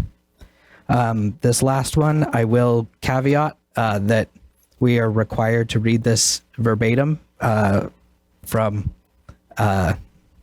this standpoint. So I'll just say that. So I apologize in advance for language. This is absolutely the worst idea I have ever heard. If this comes into our quiet neighborhood, you will lose several good families. I will do whatever it takes to stop this from coming to our quiet neighborhood. We already have enough trouble with the hotels around us. Bringing this in will turn this neighborhood into a ghost town. I will chain myself to the equipment if I need to. I have grown up in this quiet neighborhood and I will fight to the end, so take your shit somewhere else. We don't want it. Try if you dare, you stupid idiots. And that's by Amy Ballard. And that's all I have. Okay, great. I have some paperwork for Tim Richardson. Hi, Tim Richardson, 772 East Labor Avenue. Been in Murray 47 of my 54 years, grew up in it. Just wanted to express my concerns, and I think Julie Schreck had a really good email, and I would probably echo a lot of those same sentiments. I appreciate the staff and the presentation because that did address a lot of concerns with drainage, parking, those types of things. I do kind of disagree on some of those little statistics, but just watching kind of James Point, I see that parking space is limited, and I see them kind of grow out on 725 East, and there just simply isn't enough. And I know that it sounded like they've bulked it up a little bit more, but I guarantee it will not be enough because there's literally 2 and 3 cars per each unit there, and they're going to go somewhere. I'm nervous about the traffic patterns. The intersection of 725 and Winchester, that already is a pretty, you probably know of all the metrics there, of all the crashes that are happening. I guarantee you put that many units in there, that one is going to be a problem there. So the major construction. I'll let Verl and them talk about the drainage problems that I guarantee that there is, and that's a pretty significant issue there. I wanted to focus on just in my concerns, similar to what Julie said, is being, living here, grew up, you're going to affect a generational living situation. And it's probably in your same area in Murray, where nobody wants to live next to that many units or an apartment complex. I'm literally directly bordering that. So I obviously have a concern from that because I will be bordering that. I'm on the west side of that in that dead end right there from RC Willey. That generational living that I mentioned, we're talking people like me. My mother lives 3 blocks from me. She's 95 years old. I moved back in because I absolutely love Murray. My wife is from Murray. Her parents live 1 block from me. There's so many people in that neighborhood right there that literally come back and live as to be next to their parents as well as their siblings. And so it's probably the same way I'm hoping in your area of Murray, but it seems to be a unique area, and you're going to impact that generational living there, I guarantee. It will definitely impact my influence in staying. It'll definitely impact those, and I think that's what you're going to do if you let this high rise, if you let apartments, that many units go in. And I apologize to the Boyer Company because I know they have ROI and things of that nature, and I understand that. But just please, whatever you do, keep that in mind, because that's probably the most important thing, more than the crime to me, more than the traffic, more than the parking, more than those things, is that pattern. And just real quick, I still have a few seconds, I'm timing myself, which I was just playing tennis at the Southwood courts, and a guy from Michigan, I was playing him, and he just moved in, and he's in Draper. And he was like, this place is amazing. And I'm like, oh man, Murray is the most amazing place ever. There's people that I've known for 40 years of my life. I've grown up here. I moved away for 5 years. I came back, and this is the greatest. And during that time, it was like a parade. Hey, Tim, hey. And I'm like, oh, I've known them for 40 years. Knew Brian Fedderson for 15 years. Knew this guy. And he's like, this is the coolest place. I guarantee that will be affected if this kind of place goes in, because it'll affect people like me and the generational living coming back that want to be like in Murray, just like Julie recommended. Thank you. Okay, and then I also have one for Gary Weston. I am he, Gary Weston, and I live at 809 Southwood Drive, and have been there for 52 years. My problem is my home is about 4 blocks away from the project. So under the ordinance, I didn't meet the 400 feet requirement, so I didn't get notice. I had to have somebody call me. 400 feet east of this project is just commercial property and one farm. Only one house would have received the notice. 400 feet south of the project is the Red Cross building, commercial. Nobody would have received the notice. 400 feet west of the project are 4 homes. Only 4 people would have received the notice. 400 feet my direction north of the project, there are about 20 homes that would have received the notice. So Murray City really needs to do something with regard to its ordinance of giving notice with regard to rezones. Now, I served where you do way back in 1987, and I didn't do anything about it then, so I'm more to blame than you are. So I wanted to bring it to your attention. The people who are there will have the same, I think, idea that I have, and our concern is what we want is responsible home ownership in the area. Responsible home ownership. We don't have any problem at all with tenants. I've got a daughter that's a tenant and grandchildren are tenants. They're great, wonderful people. Tenants are. These good people that have given us the recorded information. They didn't mean it quite that way. But there's a difference between a tenant who's here today, gone tomorrow, and acquires no vested interest in either the area, the neighborhood, or the community. Homeowners necessarily do that. 250 potential units would go in here for 10 acres, on almost 10 acres and 25 units an acre. Nobody said anything at all about what to do with regard to condominiums. Or immediately west of this project is the Brad Reynolds 2-home project, which is a wonderful thing down there. That could work also. The problem is that we clearly need large apartment buildings in our community. But when we put them in, we've in the past, like we did down on Fireclay, we bounded them with commercial and industrial areas. But to put them in a commercial or a residential area where we are, where it's everything that Tim Richardson is telling you, people have been there forever, like I have, it changes. We want people there who are there because they want to be there, because they own property there. They need to maintain it, protect it, respect it, and expect that of the owners around them. That's what home ownership is. Now, this developer wants to make money off this project and needs to make money off this project, but very importantly, I wasn't here, but from what I've heard, they were here before you good people. And one of the projects they had is what they wanted to do was going to give rise to them being able to put in a very high... Oh, sir, your time is up. A high count project. The only reason they want the village project now is they think they can persuade you, therefore, that moving down from what they wanted before to 25 per acre is acceptable. I respectfully submit it's not, but thank you for your time. Thank you. Okay, if you did not fill out a paper and would like to make a comment, will you please fill one out after your comment? You can come out and please state your name and address for the record. Dwight Packard, 815 East Silver Shadow Drive. 64 years old, 64-year resident of the area we're talking about. I don't know why Spencer couldn't bring a proposal before you under the current zoning. Why can't he? He can. I do not see the need to approve a zoning change at this time. And I realize staff has spent a lot of time to try and paint with a broad brush something that might work, but it might not.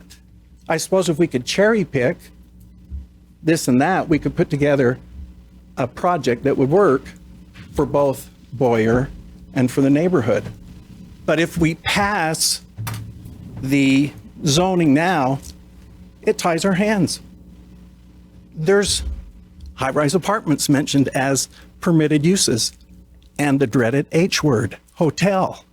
That's a permitted use. That would create a secession of our neighborhood from Murray. And I'm probably not kidding. You don't need to pass it. You can just turn it down, and Boyer can bring their proposed project to you, and we can consider it at that time. Thank you.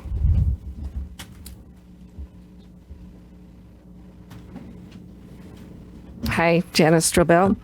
So first, I want to thank you guys because you guys are getting so many projects thrown at you right now. Staff is doing an amazing job, and what you're going to do in the next bit is going to make such a difference in what happens for Murray in our future.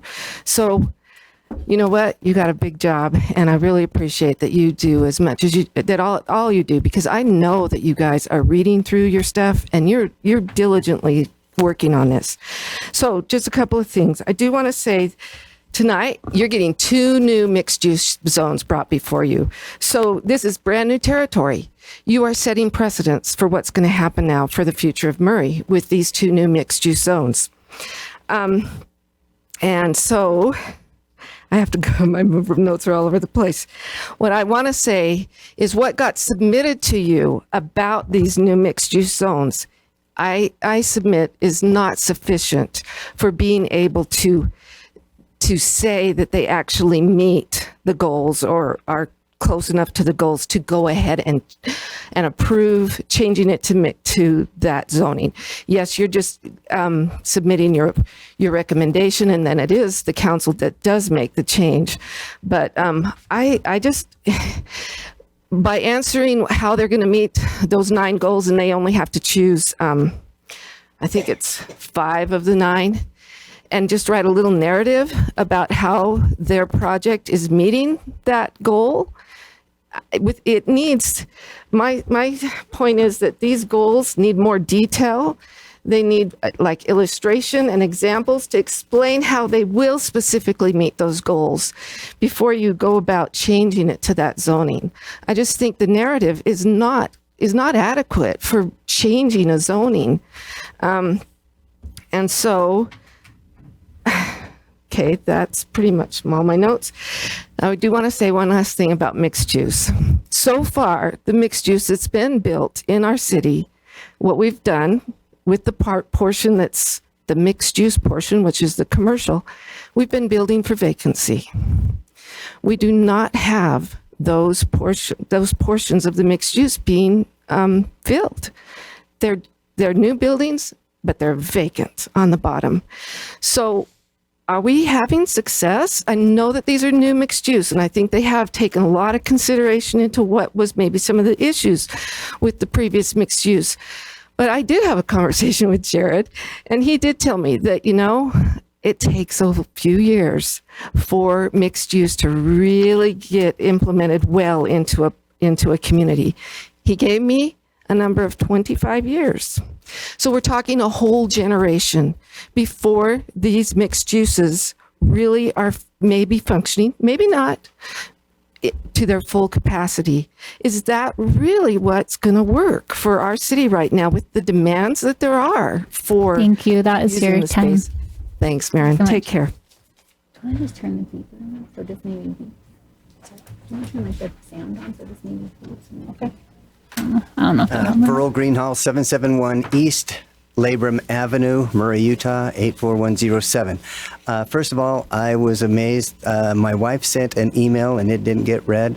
I don't know why. If it was an email included in our packet, we read all those emails. All those emails were sent to us before tonight's meeting. So you read it ahead of time? Yes. It was included in our packet. We read those emails. Okay. Yep. All right, great. First of all, I beg to differ with the conclusion that staff made on all the utilities being sufficient. We had someone, and I actually think it was the Public Works Director who came and met as a neighborhood at the end of Labrum. We actually have a thing that happens every year. We call it Lake Labrum. At the very end of the street, it becomes a lake. And Public Works admitted to us that the storm drain was not sufficient for this area. And when we talked to Mayor Snar some time ago, he indicated it would be several $1 million to be able to put in a new storm drain, and the city did not have the budget. So somewhere the communication that there is sufficient utilities for that area got construed, because Public Works admits that it is not sufficient for that area, and anything that we put in there is going to be an impact. I'm not the only one, but I can only speak for my lot. We've got flooded several times, and we've been told that in the last 5 years there have been new 100-year storm calculations made. So it's only going to get worse. Second thing, Boyer is a very smart company. I suspect strongly, before they agreed to make the sale, that it was conditioned upon a rezone. I'm really surprised that they haven't really addressed other opportunities that could happen in there and leave it commercial. We haven't even explored any of the other commercial things. They just say nobody wants a big box.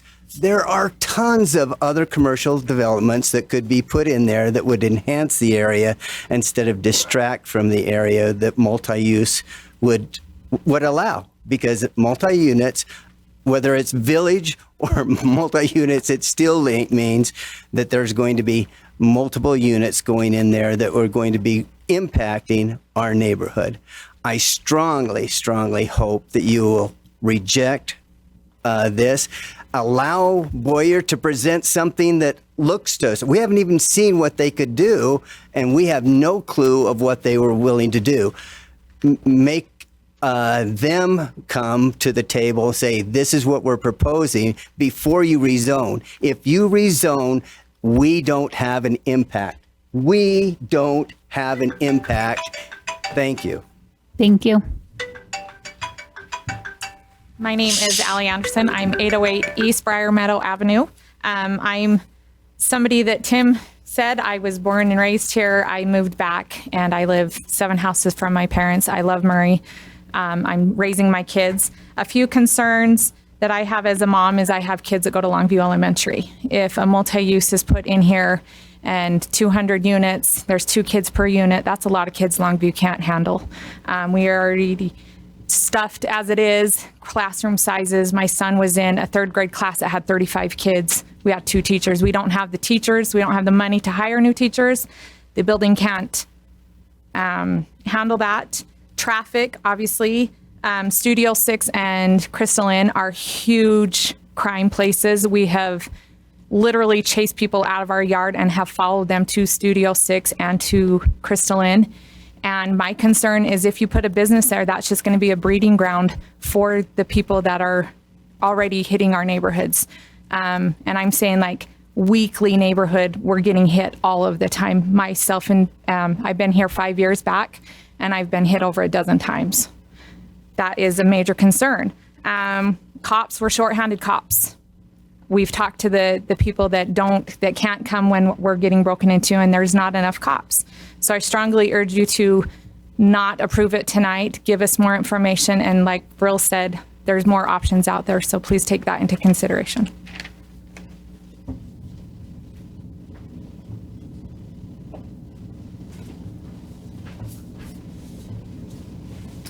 Hi, my name is Dale Simper. I live at 6417 South, 725 East. I've lived in Murray all of my life except for 10 years. I've lived at this location for 27 years. And as I look out in the audience here, most of these people are my neighbors, and they're here concerned about this project, and really all of them, I believe, oppose it. I want to make 4 points, and I'll make them quickly. I'm concerned about, low-income housing, low-income, high-density housing that equals higher crime. Has nothing to do with race, unlike our enlightened recording. Has nothing to do with it. We've got crime in the neighborhood now, like Ali said. Lots of our homes are being hit by transients that come through. High-density housing is going to contribute to that. And that's my neighborhood. Number two,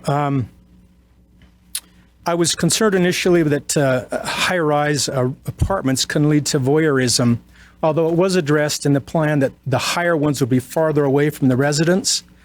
Even still, someone with binoculars can look in on houses there.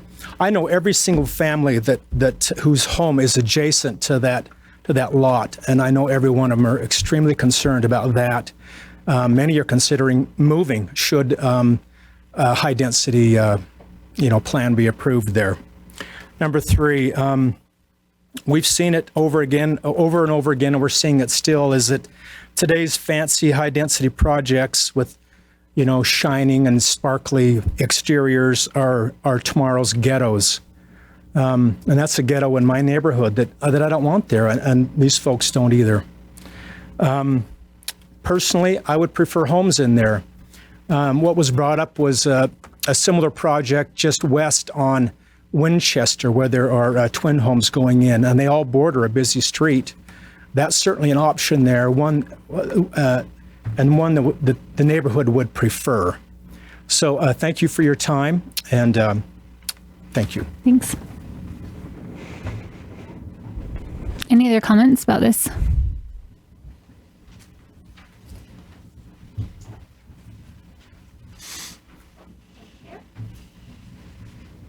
Hello, my name is Jody Holman. I am also a resident that has lived here my whole life. In fact, after I got married, I chose to, again, purchase a home in Murray, and I now have 2 homes in Murray.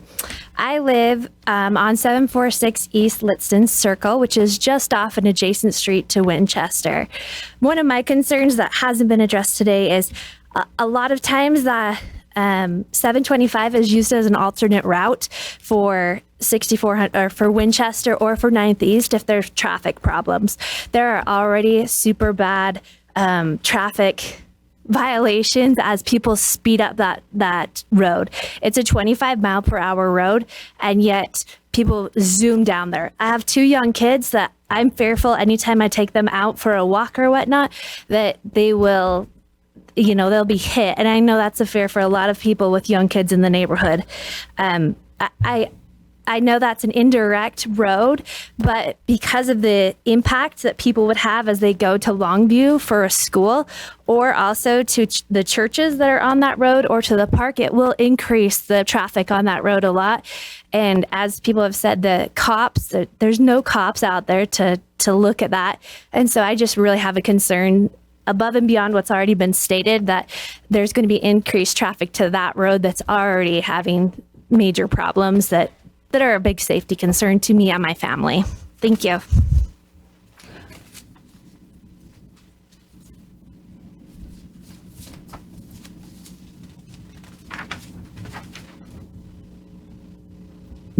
My name is Davis Hanson. I live at 736 Labrum Avenue on the same street as the Richardsons. And I don't have anything new to add. I just want it in the public record that I am adamantly against this rezoning. Our hands are tied. the same thing happened to the lot behind us. Luckily, it turned out okay for the most part, but there were still some issues. So I don't think we know enough to really make this decision. And if it is made, it's going to affect the entire neighborhood, probably for the negatively. So I'm against it. Let's recommend for a denial. It shouldn't go through. Not yet.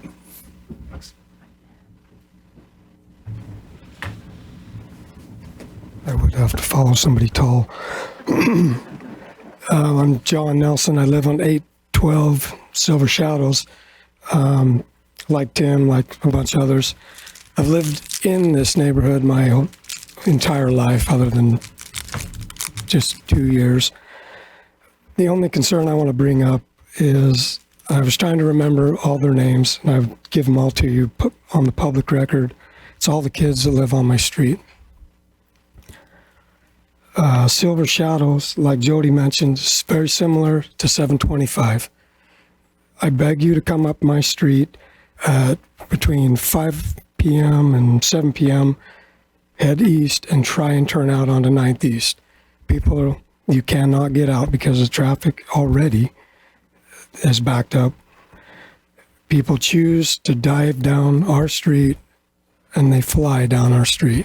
And I wish I could put on the record all the kids on my street because I'm scared to death for their safety. And the amount of traffic that 250 units or 250 units is going to bring to my street's a concern. I don't want to move.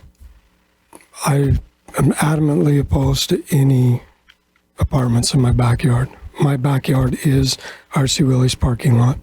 We've had the perfect neighbor for 26 years. They haven't made a peep other than kids going in there and doing Brodies once in a while, and if there isn't one man in here that didn't do that in R.C. Willey's parking lot. I'll go on the record for saying that. I'm opposed to any change. I don't know why. Boyer makes beautiful buildings. I know they could come up with something else other than apartments. Thank you. At this time, I just want to check in with the commission. Are you guys okay to keep going? Would you like to take a break? Hey, I'm good through public comment. Take a break after I want to this. break after public comment. Okay. After public comment. All right. After we, before we do number 8. Okay. Colleen Fisher. I live at 740 East Labrum Avenue. I've been there 45 years. And like Davis, I want to go on the record that I'm opposed, and I hope you don't grant the zoning change tonight. When the James Point Apartments were proposed many years ago, we lived there, and they came and told us that it was going to be beautiful, that it was just wonderful. It was only going to be an adult community. This is how they approached the neighborhood. It was only going to be adult community. Well, many years later, you see what it is. I live right close, and there is crime in the apartments. And I just don't think we need any more of that. And so I want to go on record that I'm opposed to the zoning change.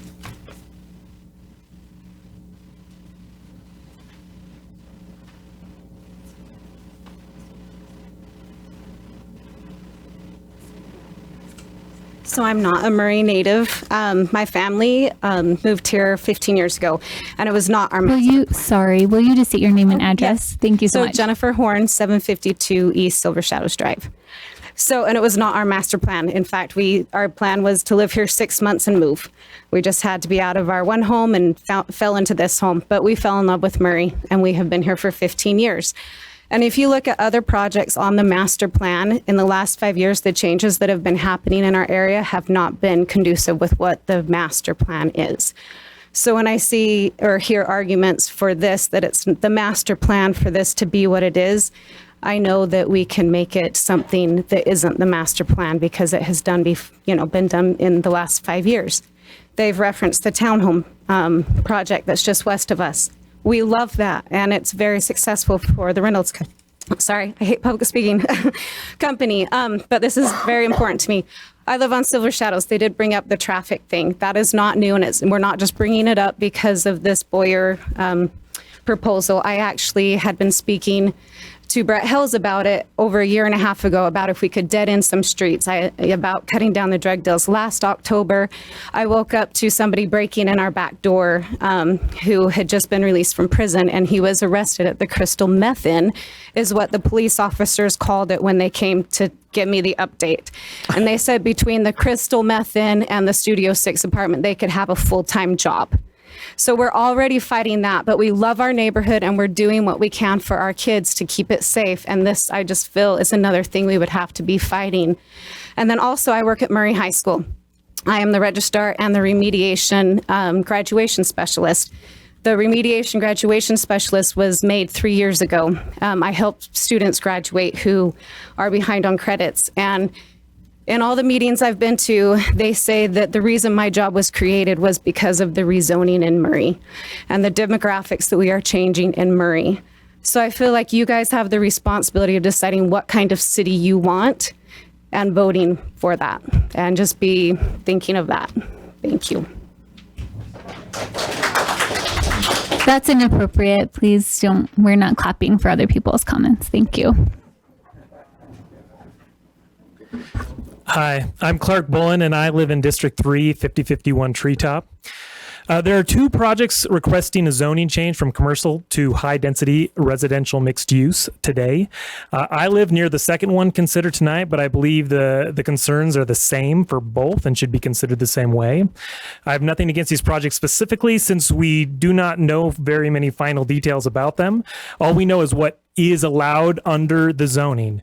We do know that RC Willie at 9.11 acres could build up to 318 units. And we know that the 53rd at 13, the Best Buy property with 13.22 acres could build up to 595 units. Before we approve up to 913 more new units in Murray, we need to consider all of the density that's currently being built and is potentially going to be built based on zoning that is already approved. Kmart property, the 421 apartments are going in there. Carnegie Library, historic Carnegie Library, 130 apartments are going in there with only 137 parking spaces, might I add.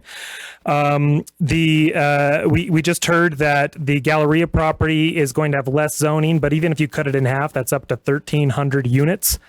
The 4800 South Lofts were just approved for 371 units. Bonnie View, 350 units. 48th and State, Block 1, that was highly contentious, is proposed 262 units.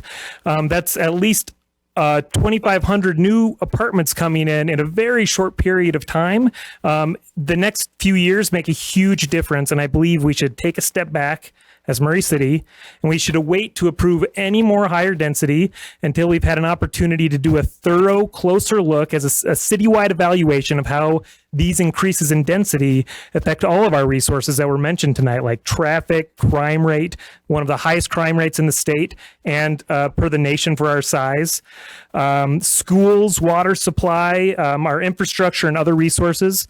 Most of the nearby homes here were purchased with a specific commercial zoning in mind when they were bought, and that this will be a bait and switch to them. The increases should be looked at in aggregate and not in a vacuum. One traffic study for just this one area doesn't consider all of the other density coming in. The general plan zoning should be followed or officially revised. It was done in 2017, 5 years later, in an unprecedented time for a desire and a demand for higher density would not be out of the question. We could do an official revision and look at it all as a whole. Approving these one-off projects will set a precedent tonight of changing from commercial to high density zoning. And there's other potential sites, as you know, like Shopko, Sports Mall, the current City Hall where we sit, to name a few. We need to control this growth or it will control us. I request that the Planning Commission deny these applications and that the applicants can reapply after the city has considered all of this density increase as a whole. Thank you. Thank you. Sorry. Is there any? My phone's rude. Are there any other comments? I can't make it stop. There we go.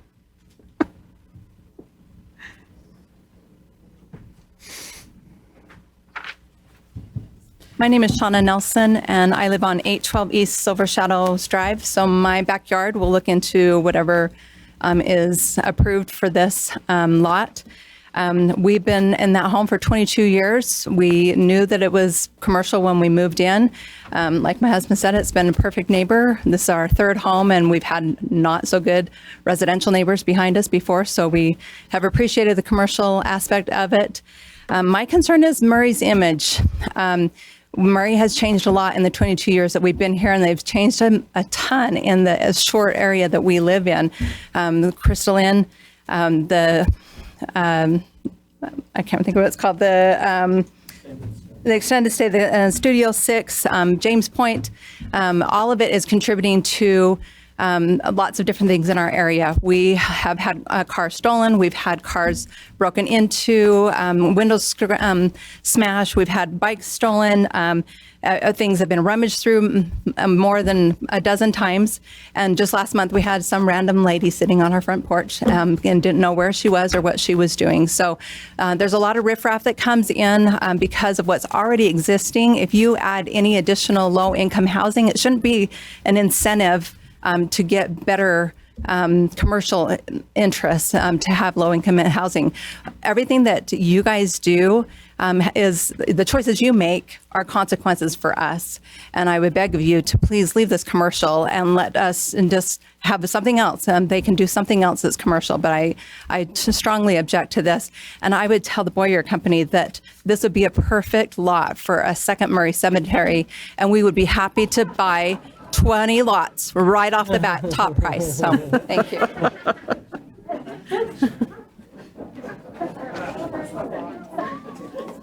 Are there any further comments?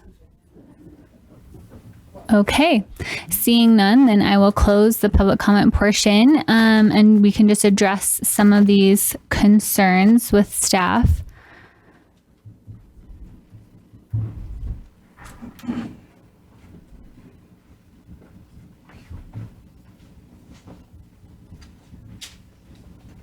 So excuse me, I'll do my best to go back through some of the things I heard by themes or in some ways.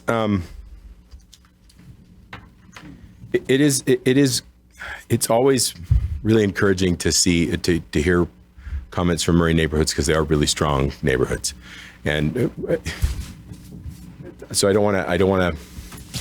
I'm going to get that out of the way right at the get-go. It's really encouraging to see the neighborhoods that Murray has and Murray creates. And we hear this from you all, and we had a lot of good conversations when the Advocates building was going in, the previous zone change application last year. They're good, thoughtful comments, and I want to try to address them the best I can. I'll do what I can. To just go off the bat, there's a lot of comments about crime, so I'm going to take them all in one shot as best I can. I understand the concern. I'm not sure that I can do anything about that or adequately address it. I do know there's a lot of belief that multifamily or density is correlated to crime. Some of it is just the fact that you're putting more people in one area, and there's not a preponderance of the people themselves to commit more crime, but there's just more people in a smaller area. So you see it more, right? And that's a natural kind of consequence. It does sound like we have a crime problem in the area based on the comments. I'm sure you're all talking to the police department about that and trying to increase patrols, and I would encourage that. A lot of other things about that I can't really speak to. It does sound like we have problems with the hotels. I will tell you candidly that hotels are a use that's allowed in the CD zone as well. So that's if the hotels are the concern. There was one comment about if it's a hotel, then it'll be a problem too. We do allow hotels in that zone. It's already there. I'm not sure it's a great site for a hotel. That might be part of the problem with the hotel crime that we have. I don't know. Can't really address that. Some concerns about parking, I think we can talk about. I think it's important to remember that James Point, I'm hearing that there are some problems with parking. And that's true. You see that with apartments that don't have a lot of access to transit.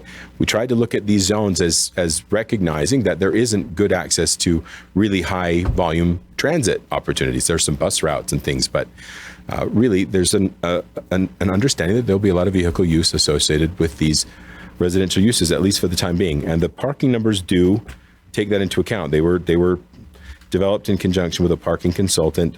One thing that's different between James Point, for example, or any other apartment complex, and a mixed use development, as we talked about before, why mixed use in this area instead, is that you get the benefits of joint shared parking between that use and the residential and commercial uses. So for example, when it's RC Willey, the parking lot is for RC Willey. So James Point, people can't park in that parking lot.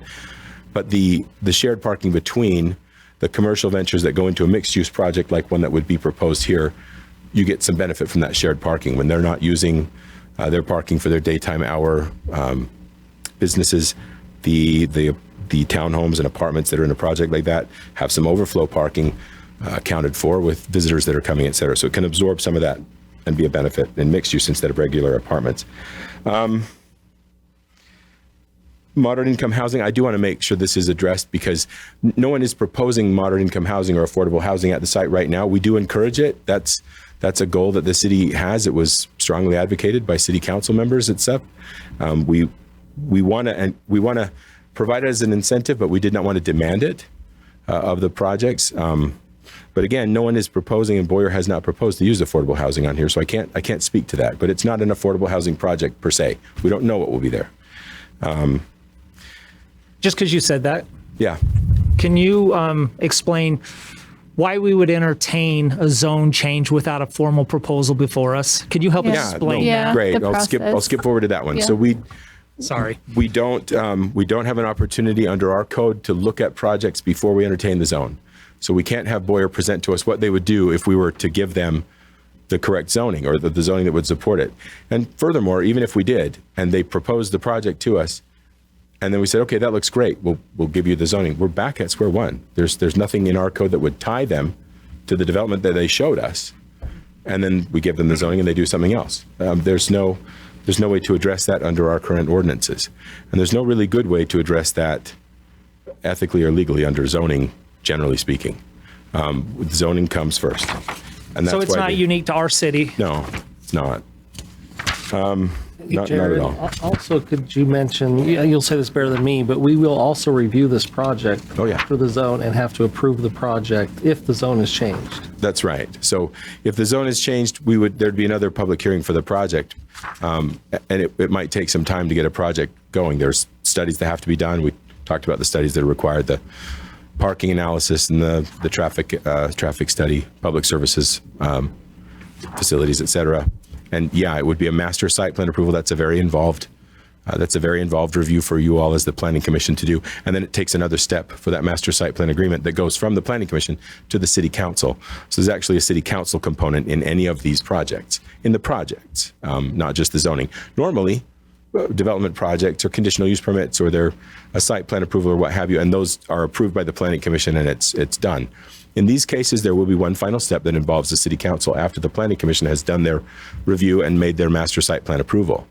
So it'll be the city council's job to review that development agreement and make sure that it requires all the things that you required as a commission and does them in the right order. Yeah, does that address your question, Jake? I was just making sure. Thank you. While it's not obligatory and obviously we can't require it, we have seen examples where developers have taken that step recently, and in a what I would consider to be a neighborhood that had very strong concerns, and they took quite a bit of time and addressed those concerns. And really, some of the concerns that were mentioned here about privacy, they took the time to address those and to present a bit of a plan that helped to overcome some of those concerns, I believe, based upon the attendance of the meeting that we did recommend for approval that change. I would agree. I would agree, and a lot of those same kind of concerns had the way that they tried to address those concerns, and this was while we were writing the zones, informed how we tried to approach these buffering requirements. So while it's not a requirement, perhaps it's a best practice. Yeah. I would agree. But if to make a site plan, discourage it, but we don't require it, and it doesn't. I'm going to be frank and say it doesn't always go that well. Yeah, we've seen it where they've come before us. They've presented something in a project where they weren't tied to, the master development, the site development, and we think, oh, that's shiny, it's beautiful, let's do it. And then they come in and do something completely different. So that's a reality as well. True, that's true. Trying to think if there was one other. There was some a lot of discussion about, well, not a lot, but there were some points about the transient nature of, or the more transient nature, at least, of rental dwellers, et cetera. And that's a problem that, of course, we sympathize with, and we'd love to see more ownership. We've discussed before as a commission, and I'll just put it out there for the record in this case too. We cannot, under zoning codes, under the Fair Housing Acts, we cannot require that housing be owner-occupied or owner-occupiable styles. That's not something we get to do.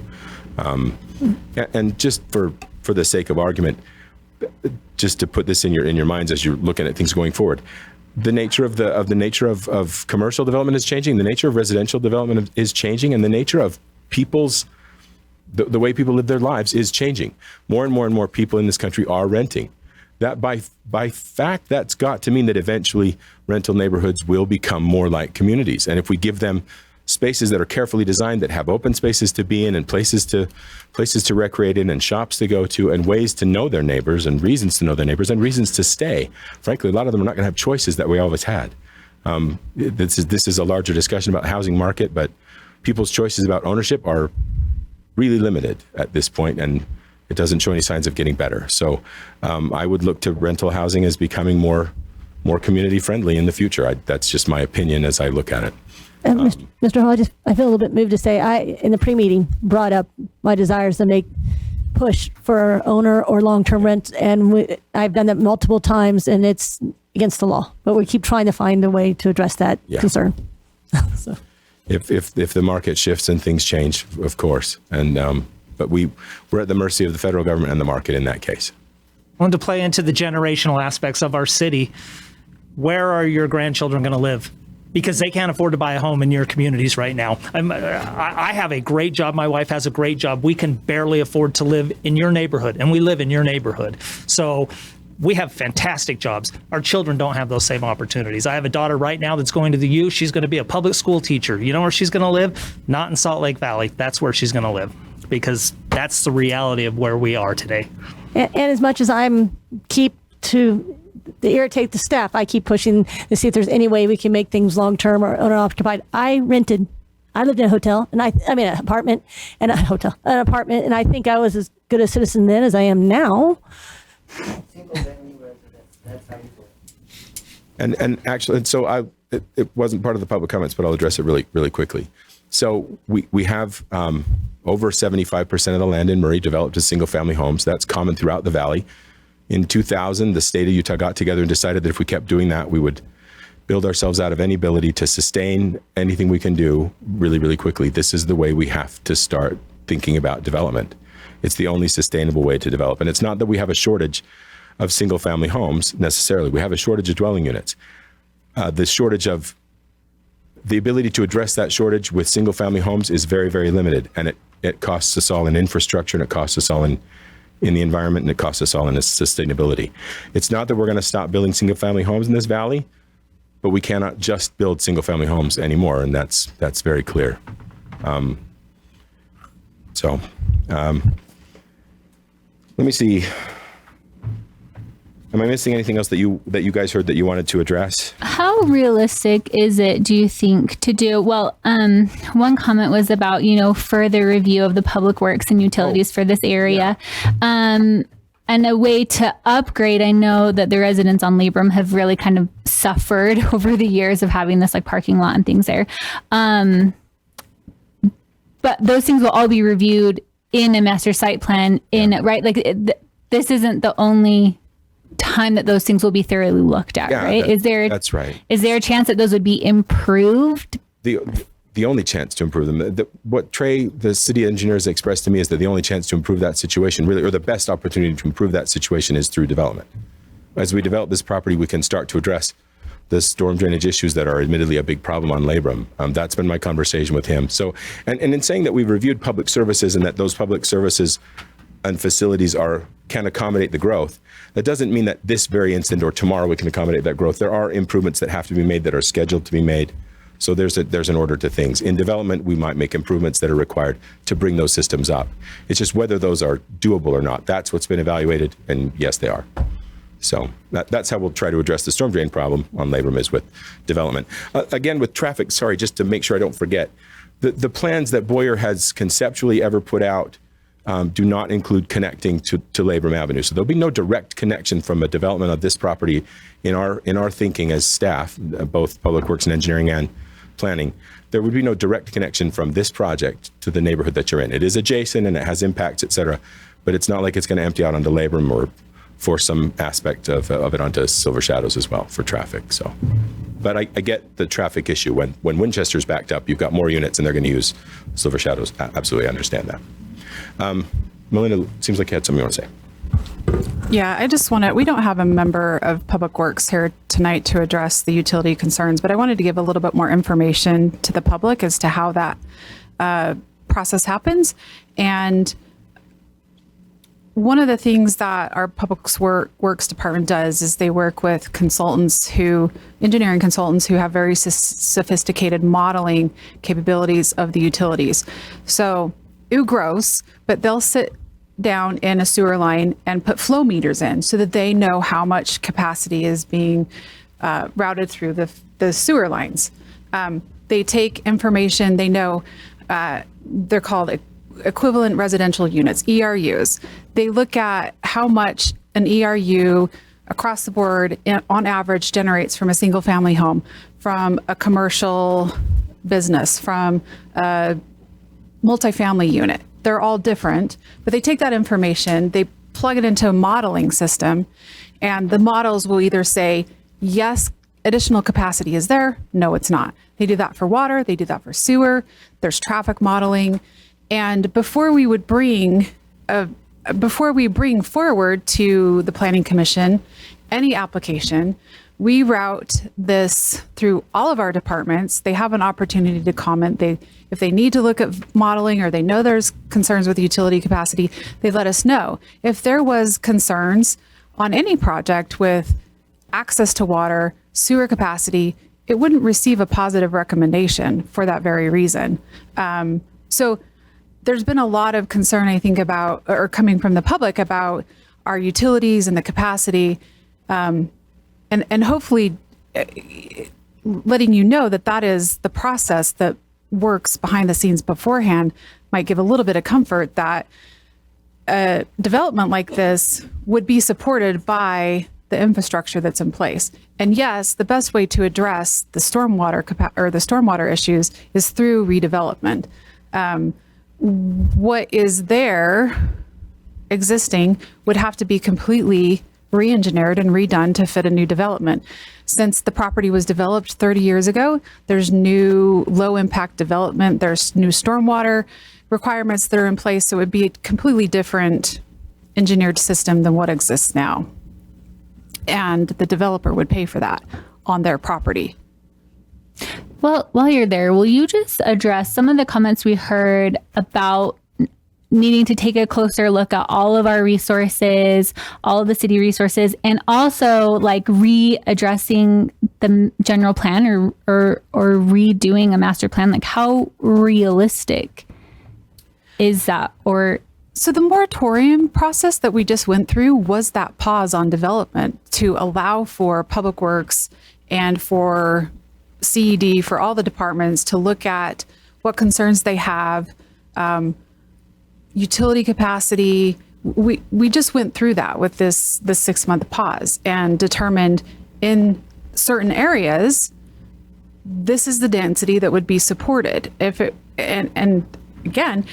wasn't density that could be supported, we wouldn't have put that high of an allowance in code.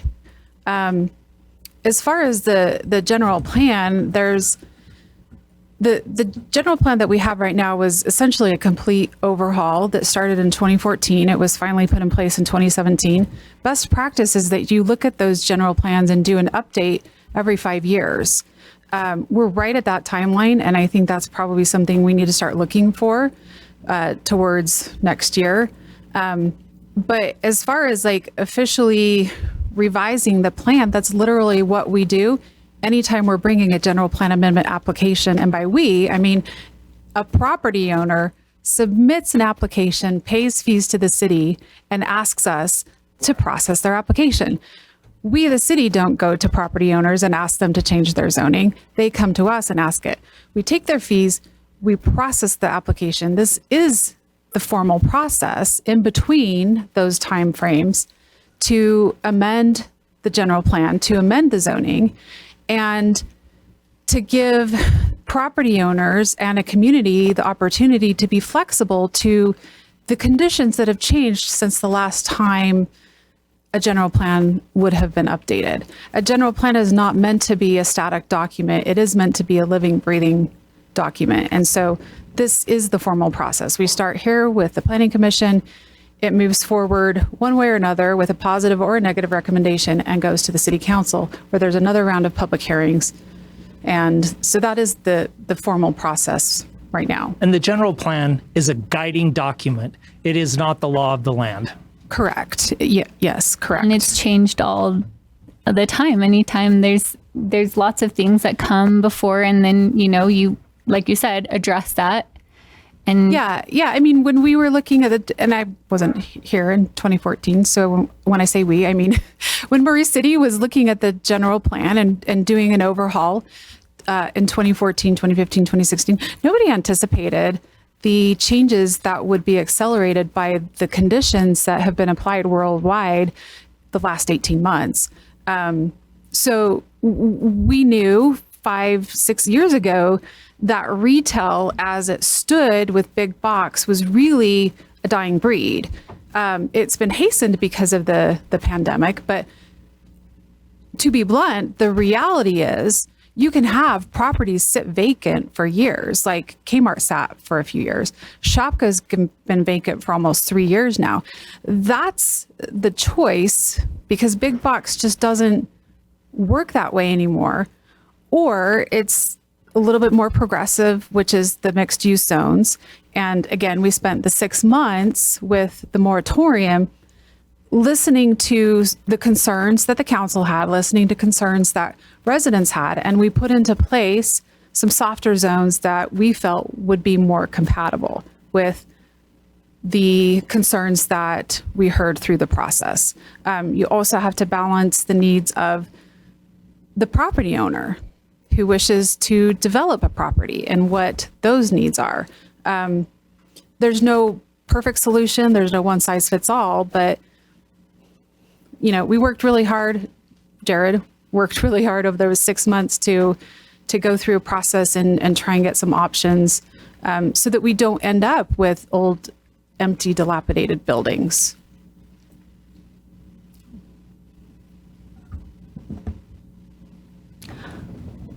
Okay. Is there any discussion amongst the council, the commission?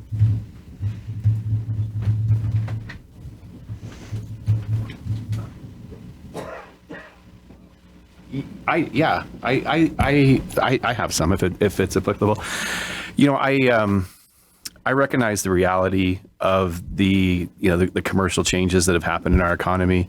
I do think that this is a situation where, maybe there may be a compromise or there's something in the middle. I think that the village multi-use perhaps works really well with those density levels when it's not surrounded by doesn't abut against a residential area. And so that's probably what I would want to throw out there on the record is that density in an area like this seems a bit steep, but I recognize that the commercial is changing. I miss RC Willie. I miss it, but it's not going to come back. And so I do think that there's probably some room somewhere in the middle on this.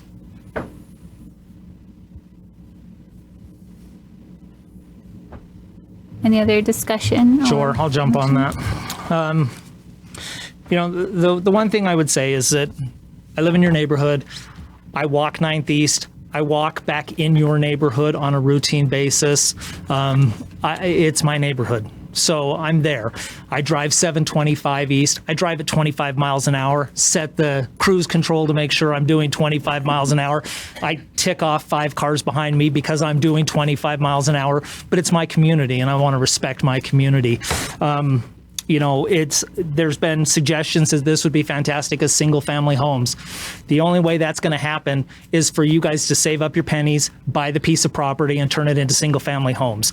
That's the only way that's going to happen. It's just no longer viable, whether you like that or not.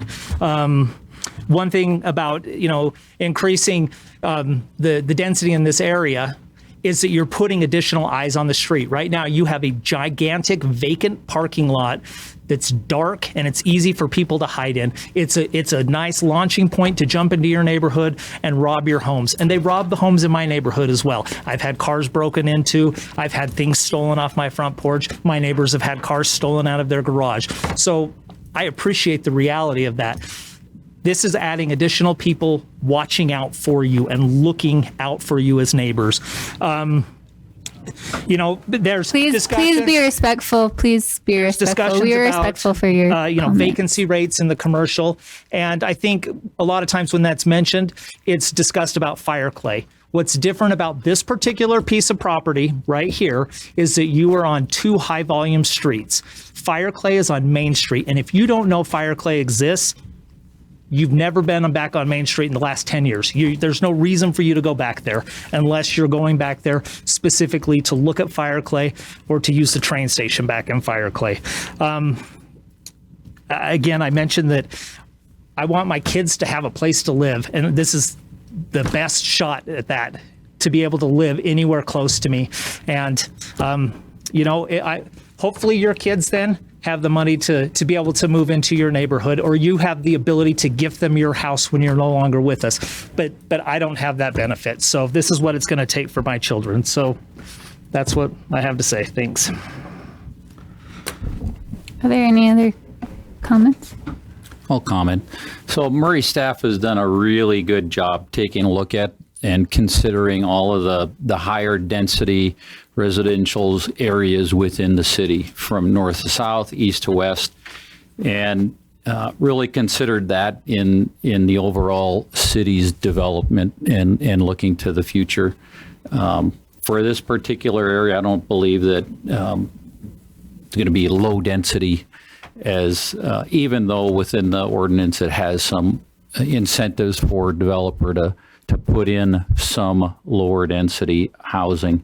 The thing that excites me about the ordinance is that there's a master planning piece within it that we've brought up earlier that can come back to us, the Planning Commission, you, the citizens, to look at and come to some agreement with how the development actually happens within this property. We've already said big box, big commercial.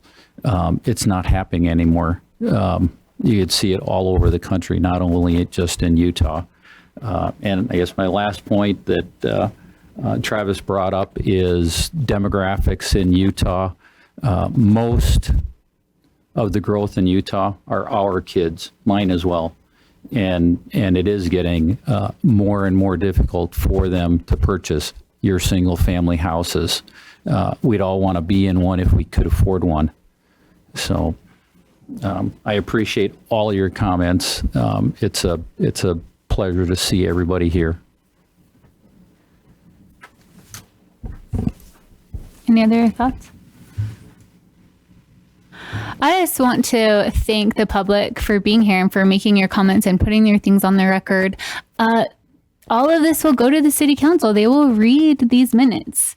And all of these will even so, they will still read these minutes. They will see what you commented. And Boyer was here and they heard. And I hope that they took all of your concerns and considerations when they go and make their master site plan, right? And you will also have a chance to come back and comment on that when and if they do that. So you participating and being here and being part of it, I want to encourage you, go to the school board meeting. go tell them, here are concerns. Here are some things that are affecting our school. Like, your participation in this this public process is really what makes Murray so strong. And just like Jared said, you guys have a really wonderful, strong community and neighborhood. And you being here and representing that is what makes Murray a great place to live. So thank you for being here, and thank you for being part of this whole process. And there's more to the process to come. You know, there's a multi-step, road to getting things in Murray or not in Murray. So, can I just address the procedure? Yes. Even if we vote no, this still goes to the city council. The city council still hears everything that we do. They will still make their independent decision on Thank you for clarifying that, Travis. However the vote goes, this would go on to the city council. So every comment, everything that you said will be available for the city council to read and review and participate in. So, okay, if there's no further discussion, I'll entertain a motion. Okay, Madam Chair, I'll make a motion that we forward a recommendation of approval of City Council for the requested amendment to the general plan future land use map, redesignating the property located at 861 West Winchester and 6520, 6550, and 6580 South 900 East from general commercial to village and centers mixed use. Is there any discussion or comment on that motion? Is there a second? I'll second that motion. Okay, I have a motion by Commissioner Ney to forward a recommendation of approval to the City Council for the requested amendment to the general plan future land use map, redesignating the properties located at 861 West East Winchester and 6520, 6550, 6580 South and 900 East from general commercial to village and centers mixed use, with a second from Commissioner Hacker. We can take a vote. Mr. Ney. Yes. Mr. Hacker. Yes. Ms. Milkevich. Yes. Ms. Wilson. No. Mr. Pearson. Yes.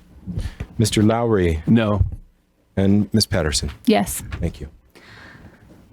Okay, is there a motion for our zoning map? Madam Chair, I'll make that motion as well. Make a motion that we forward a recommendation of approval to the City Council for the requested amendment to the zoning map designation for the properties located at 861 East Winchester and 6520, 6550, and 6580 South 900 East from CD Commercial Development to WMU Village Mixed Use. I have a motion by Commissioner Ney. Is there any discussion on that motion? Is there a second? I'll second that motion again. I'll second that motion. Okay, I have a motion by Commissioner Ney to forward a recommendation of approval. Mr. Ney. Yes. Mr. Hacker. Yes. Ms. Milkevich. Yes. Ms. Wilson. No. Mr. Pearson. Yes. Mr. Lowry. No. Ms. Patterson. Yes. Thank you. Okay, thank you for being here. If you would like to discuss, you can please go in the hallway. We are going to take a 5-minute recess. Okay.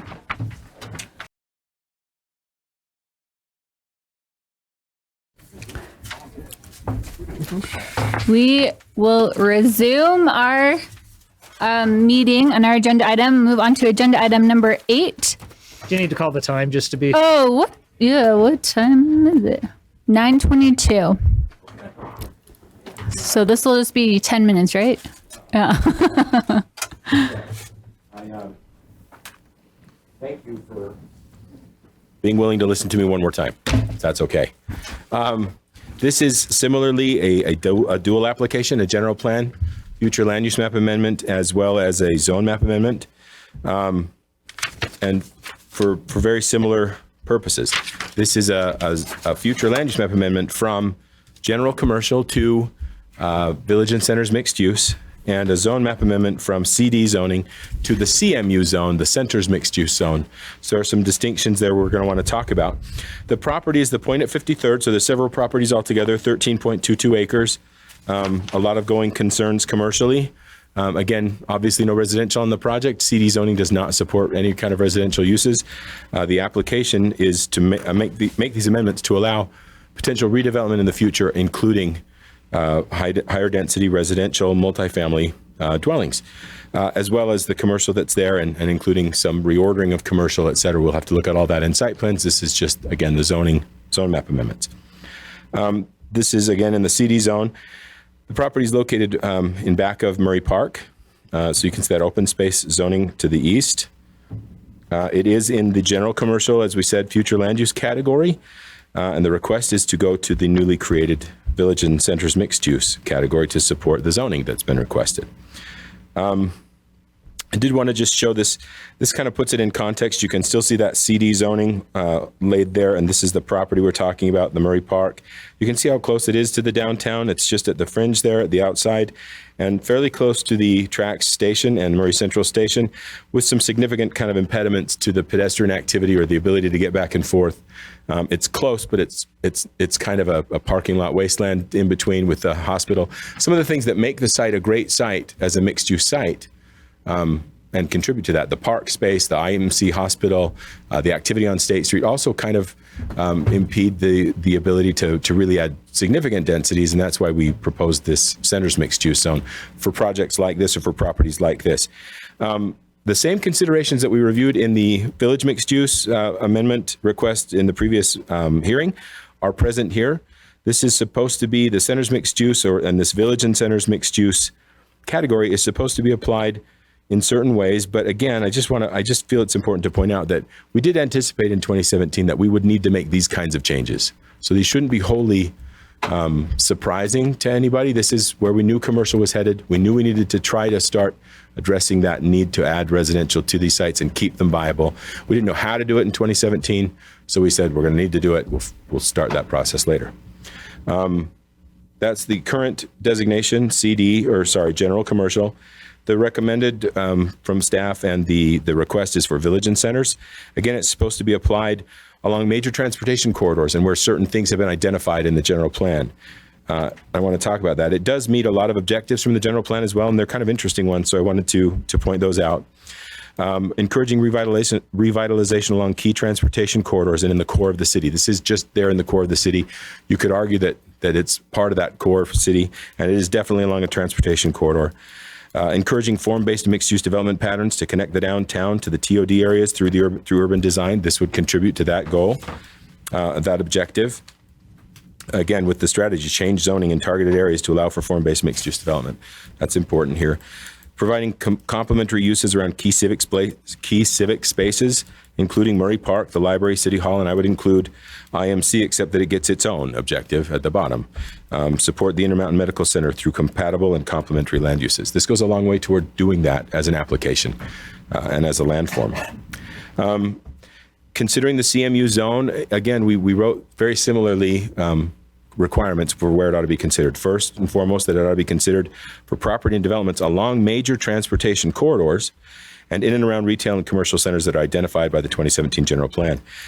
This area, again, we mentioned that it's a BRT station. It's also kind of at the fringe of two different city and retail and regional commercial areas that were identified. And it ought to be considered for property or properties which are at least 3 acres or more. Again, this is 13.22 acres, so plenty big enough for consideration.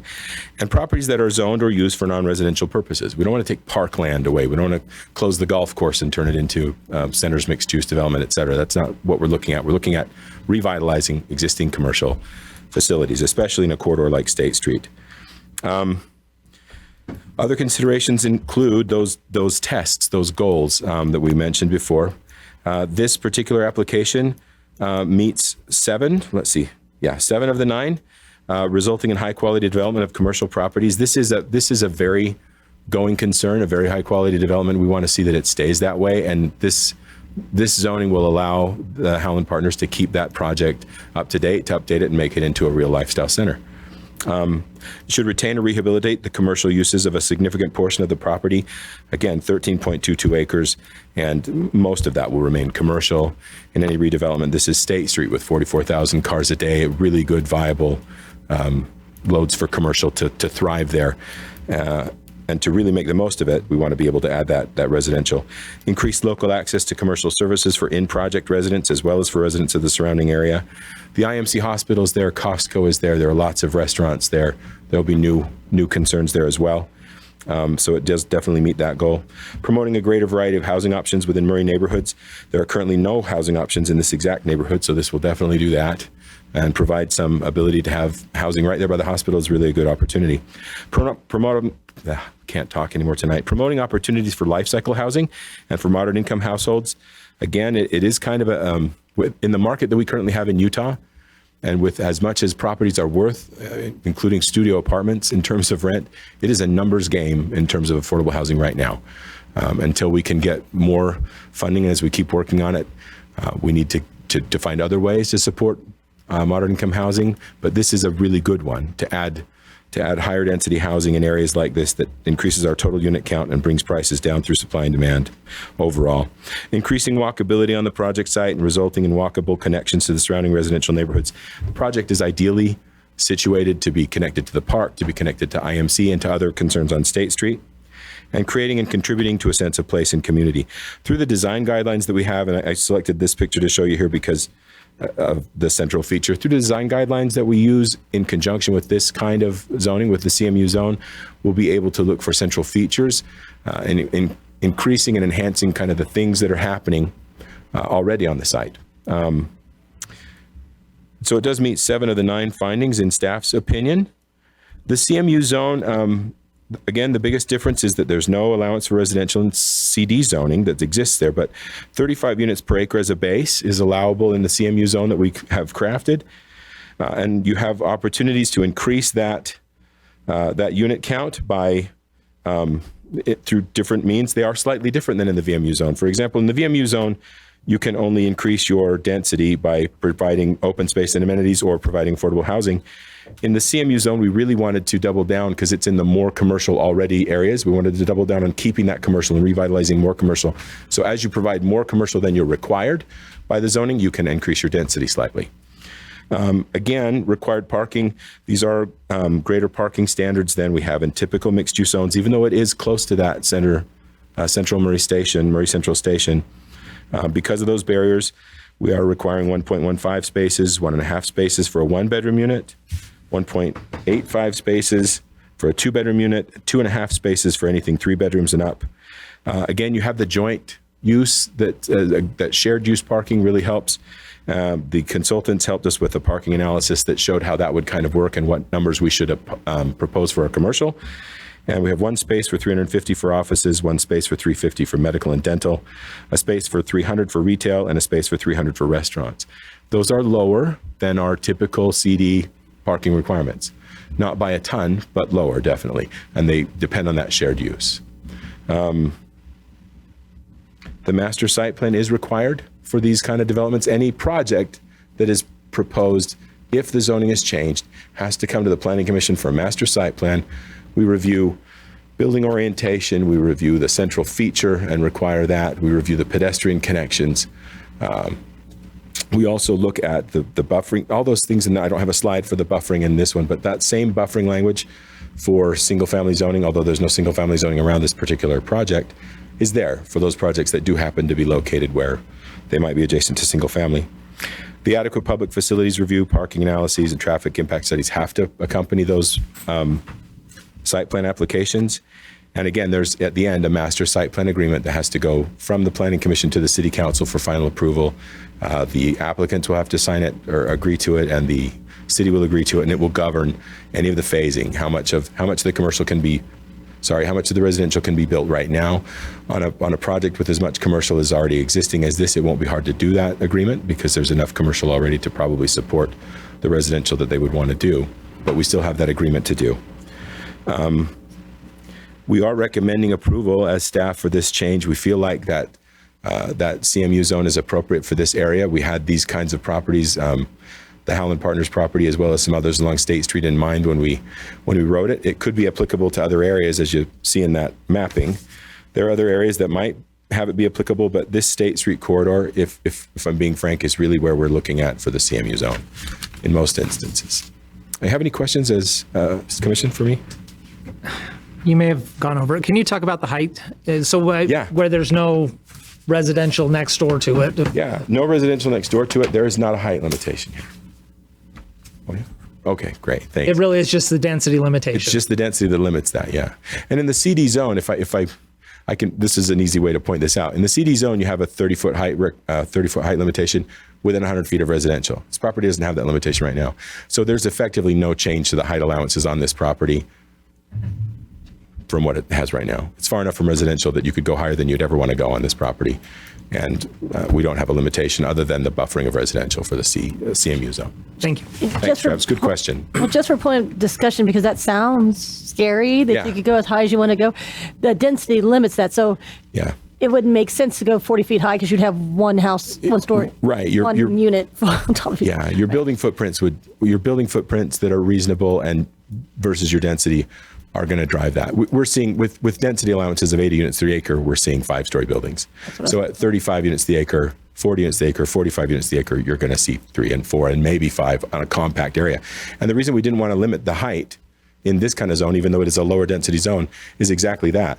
If he's able to compact that footprint and go up one more floor and keep more of the commercial viable instead of taking up space with more surface parking or more of that residential building, and it's not hurting any residential zones, we don't want to limit that ability to put that 4th story on or that 5th story because it keeps more commercial space available for viability.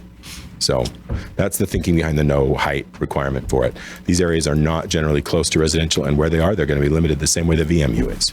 The goal in this one is to really push this property or this new project that comes forward at some point towards State Street. Sure. How do we do that with the existing commercial spaces that are currently there? I mean, if Chick-fil-A owns their own pad site, I don't know if Noodles and Company in that building owns its own pad site or not. Yeah. And to add to that question, I was going to ask the exact same question, but the requirements in this zone that we're looking at requires there be nothing between the street and the building. No parking between the streets and the buildings. But existing buildings are there. So existing buildings are exempted under one clause in this code. Same with the VMU.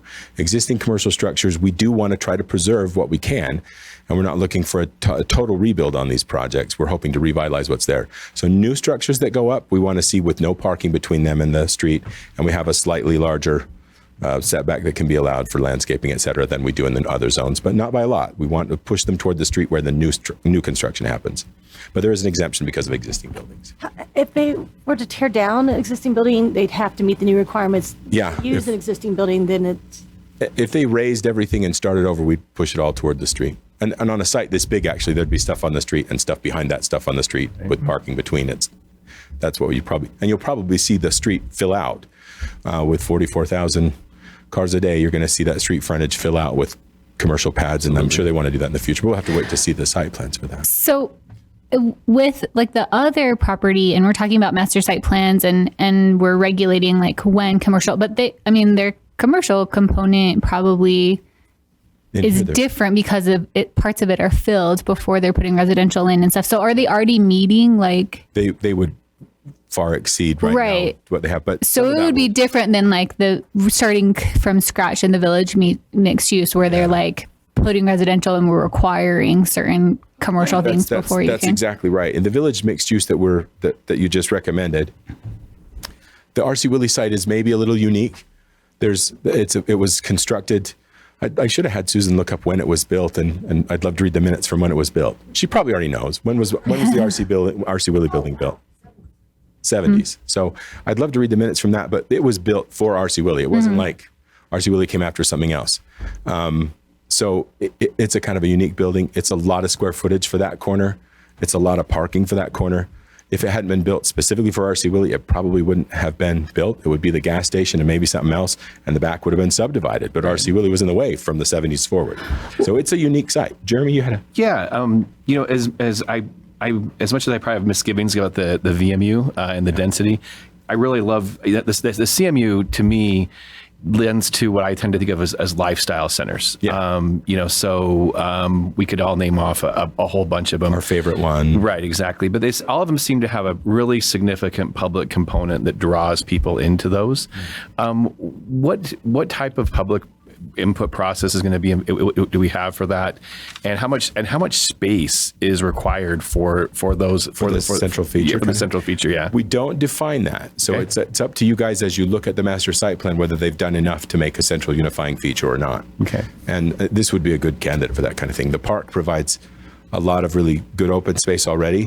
So a lot of what you might have needed for recreation for in-residents could go the direction of drawing public into the site for retail as well, skating rink, center, or whatever. I mean, I think the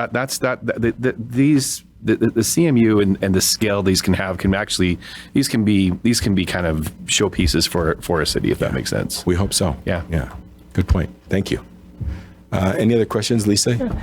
Along the same lines of thought, always when we talk about mixed use and density, we're worried about what's around it. Yeah. I'm worried about the park. I love the park. I think we have an amazing park. I think people outside of Murray love our park. Before the meeting, there was mention about increases in funding in the park department. I'm just worried that by building high density next to a park, our park will not have the same feel. It'll be crowded. And that's a legitimate concern. I would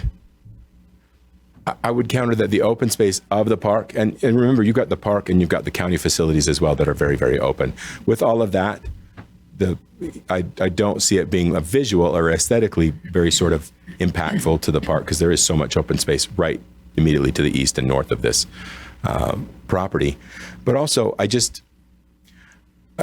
the only thing I would see it increasing would be use of the park from residents in this project, which is exactly what we ought to do.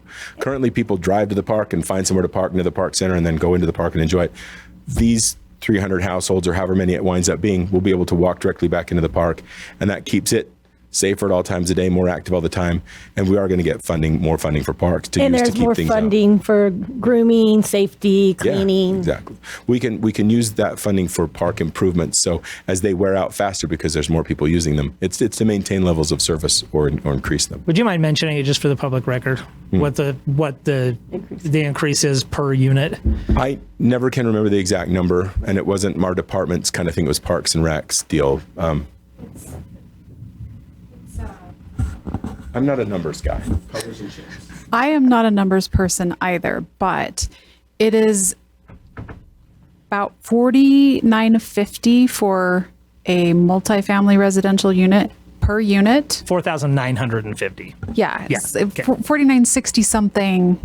It's $5,400 per single family residential unit. And that's yearly taxes or what? No, that's a new park impact fee that will go into place in 90 days. When it's built. Wow. Cool.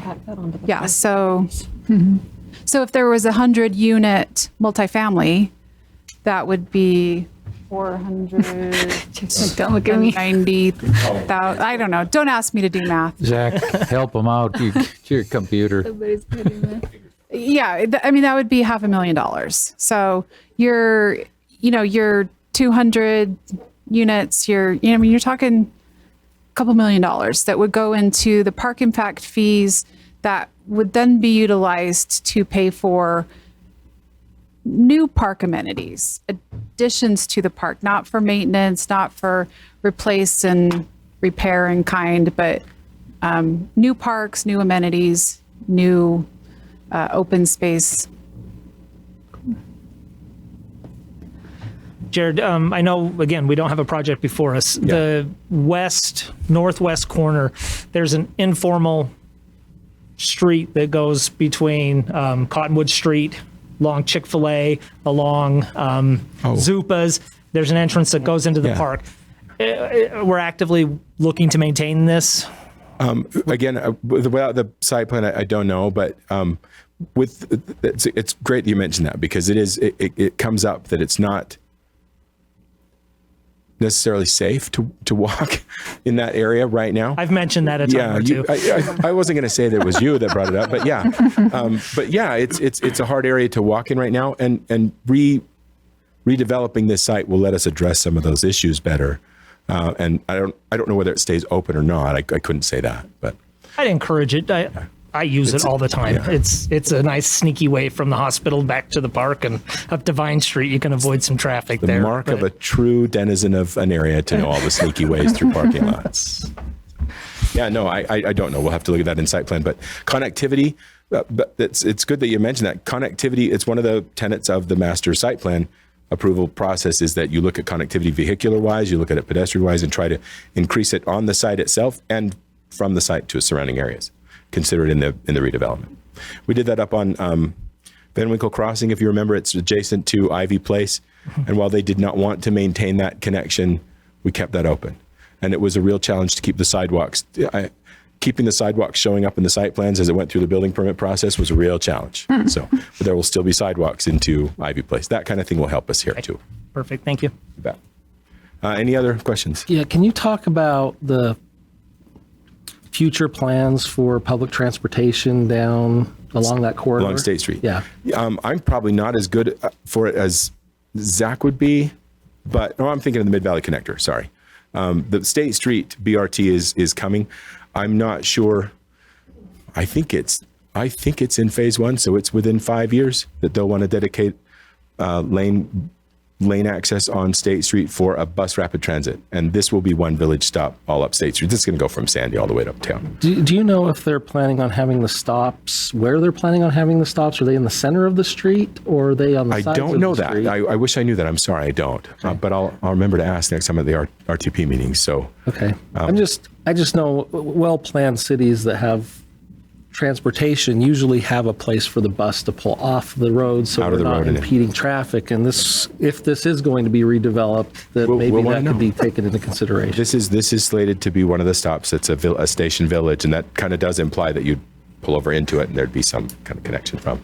We'll want to look at that in site planning, but I don't know if I just kind of assumed it would be off to the side of the road, not into the middle lane, but I don't know that into the median. They'll determine those stops when they actually do the study to put it in. I should know all of these answers for you, Jake, but I don't. See Ned after the meeting. So they don't have that planned out yet. It's just just the big picture. Do some environmental work, even just the BRT stations are significantly bigger than a bus stop. In which case they need environmental review. So they will look at all those stops and do environmental analysis of them before anything goes in. And again, I know it's not germane to this conversation, but do we know if there's going to be some sort of mix that's going to take it up through the track stops as well? Or is it just going to be dedicated State Street? I think for this particular one, it stays on State Street. The entire way. Good points. Anything else? Thank you all. All right. We'll have the applicant come up and state your name and address for the record. Hi, my name is Gary Howland. I'm trying if I get my phone to go right here. So I'm Gary Howland. My address is 9450 South Redwood Road, South Jordan, Utah 84095. Sorry, it's been a very, very long day. So anyway, we're grateful for the opportunity that we have to talk to you about this project. We've been working with the Economic Development Director, Melinda, and Jared for quite some time on this. I think, was it December that we met with the City Council prior to or before this new zoning was implemented. And at that particular meeting, there was a pretty favorable response, it seemed, and it appeared like that in all likelihood, we probably could have got it approved. I can't say that for a fact, but, one of the city council members, actually stood up and just said, hey, Mr. Howland has done everything that he said he's done. I don't understand why, we're just not pushing this through because he's built a beautiful project. I just got notice this last evening about the community Facebook page from Murray, and as I got on and read some of the comments, it was so frustrating because of so much misinformation and miscommunication that goes on in that forum. First of all, and again, I don't want to take up a lot of time, but I want to give you a little bit of history about this project, because many of you may not have been here when I did the point at 53rd. I've been developing real estate for over 30 years. And the point at 53rd was without a doubt the hardest project that I've ever had to do. It first consisted of 6 acres that sat right on the corner that had the paint store and a couple other small shops. But in order for me to be able to get this project through, I had to buy the National Guard Armory. I had to go through Salt Lake County, by the county fairgrounds.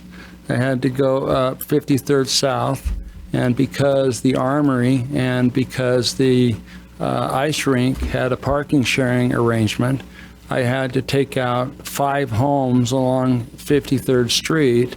And as a result of that, one woman stood up at this pulpit, that same night when we were trying to get it approved, saying that she had it on sound ground that she knew that Mr. Howland was a known pedophile. And, so needless to say, it was a very, very difficult, project to get approved. But, we stuck with it. And we got it done. And I will say this, one of the things that has been frustrating on, again, this forum is that, Mr. Howland and the developers are nothing but money grabbers, build it, and then they're out of there. This project I have owned since inception. I've owned it for over 21 years. Our average occupancy prior to COVID-19 was 98%. It was probably one of the best centers in the Salt Lake Valley as far as income, as far as sales. For Best Buy, it was number 1 or number 2 between 21st South and our store as far as the number 1-2 store in the state of Utah. Mimi's was the second best store in all of their chain, okay, other than the one that they had in Vegas. And so it was just a fabulous center. I was offered less than a year after I completed this center. We were in it about 27 million, and I was offered $50 million at IHOP by a public REIT, to sell the center. And I had no desire to sell the center, and I still have no desire to sell the center. And everybody says, all I want to do is come in, develop it, build it, and get out. The center is not going to be sold during my lifetime, depending on what those partners that I'm in with it, as well as those in my family trust decide to do with it, and the partners that will have their family trust in it, they can decide whether they want to sell it. But in my opinion, it's an irreplaceable property. Jeff Neese, I don't know how many of you know his name, but Jeff Neese is required by all banks and lending institutions in the state of Utah, and it may not be. There may be a couple others. I'm not sure. Do you know, Dana, if it's more than Jeff Neese? There's a few. Jeff Neese did the apartment study on this particular site, and he said in the 30 years that he's been in business, this is the second best site that he's seen for apartments in his 30 years of doing business. The other thing that I think that is really important to note is I keep hearing and I keep reading on Facebook, did you know this developer has the right now to do 585 apartments? When we went to city council prior to this, okay, it was 1,000. The only reason that they tabled at the city council meeting wasn't because I was doing 1,000 apartments. They was afraid that I was going to get hit by a car on the street, I think, the next day, and they didn't know who was going to end up owning it, and they would pass a zone where somebody could actually put 1,000 apartments in it. I don't care if I can do 575 apartments in this center. I will not do 575 apartments. It will kill the center. My objective and my goal is to sit down with the city planners, with Melinda, with Jared, and everybody else, and to try and make this project work and make it work so that the numbers work, so that it doesn't kill the traffic. We use Ryan Hells pretty much exclusively on all of our traffic study. And before we even get into how many number of units that we do, we'll do a traffic study to know what impact that it will have. We're doing a development down in Lehigh. We have 100 acres that start on I-15 and 92 and go all the way down to Young Living on the east side of the street. We built the hospital down there. We built the skilled nursing facility down there. We just closed on some other ground that we're developing and in a joint venture with a company called Salt Development that did Northwestern Hardware in Salt Lake. They're now just doing the apartments where we're doing the retail.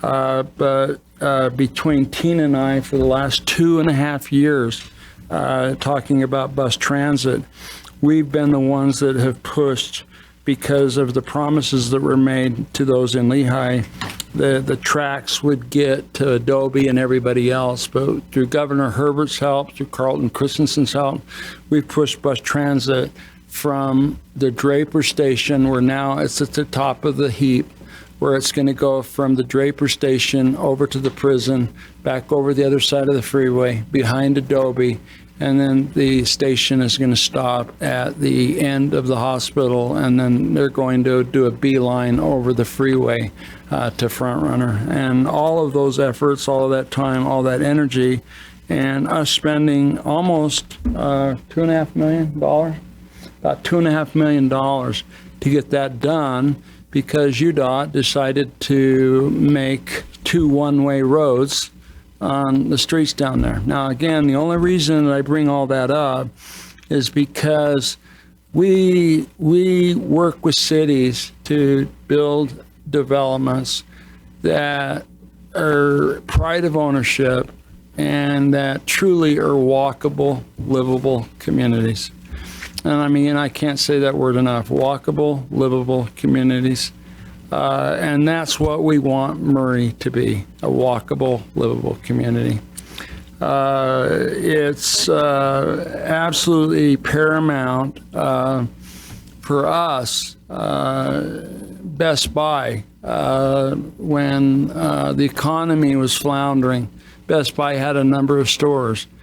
I came to find out that I was the owner, the only owner, or the only landlord of the Best Buy that agreed to reduce their rent.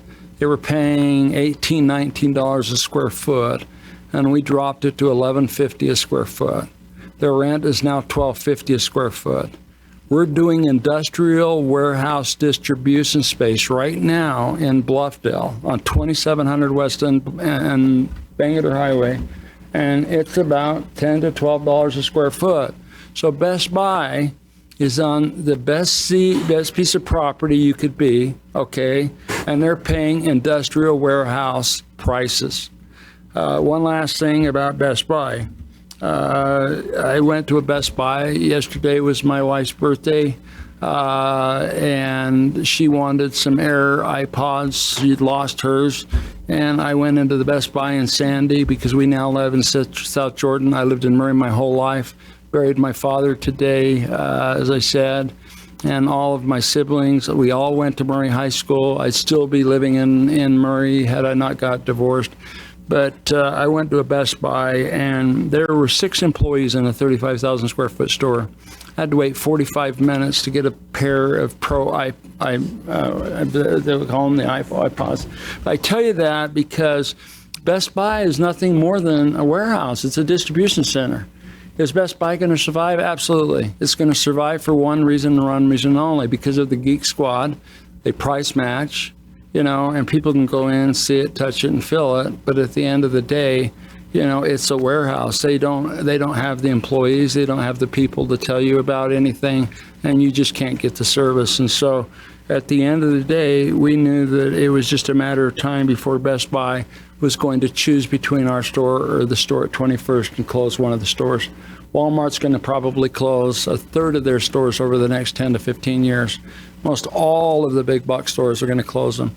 Wall Street used to value stores and their stock. They didn't look at their earnings. They looked solely at one thing: how many stores they opened every year. If they were opening up stores, they were doing well, and so the stock did well. And they found that it had nothing to do with store openings. It had to do with making money, because as they opened stores, all they were doing is stealing sales from one store to the next. So in any event, we are on our 117th site plan in Lehigh. 117th. So I tell you that because we're on a 117 site plan because we work with the city to come up with the best possible use that we can for the tenants, the multi-use development and everything else, so that it's just not something that we bring to you and say, okay, this is what we want to build. We want the citizens' input. We want the city's input. We want to build a beautiful project that becomes an icon for Murray City that they're proud of. Was anybody proud of what Murray's 53rd and State looked like before we tore the National Guard Armory down and before we tore the fairgrounds down and did the things that we did? And yet, the night that I came in here to get that project approved, you saw how many people were here tonight? There were 3 times that many that went clear out into the halls in opposition of the point at 53rd. Ask those people now today if they like the point at 53rd. And that's what is going to be the exact same thing that happens if we're successful in getting this project approved through City Council and through you. Thank you for your time. Dana or Tina, do either of you have anything that you'd like to add? Okay, thank you.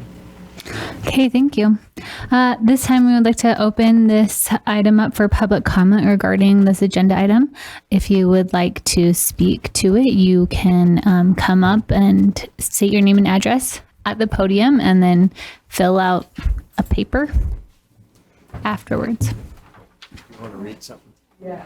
Okay, go ahead. Oh, sorry, Zach. Yes, I didn't realize there were emails for this one too. I should have assumed. Sorry about that. Yeah, just 2 on this one. One I've already read, but I have to read it again. So this is from Sonia DeVore. I am against rezoning the area around the Best Buy in Murray and R.C. Willey, though we do need housing for so many people. I would like to be very clear about the concerns surrounding yet another high-rise apartment building in Murray. Traffic, the developer would have us believe that people in these units will use public transportation and the traffic won't be as big an issue as we think.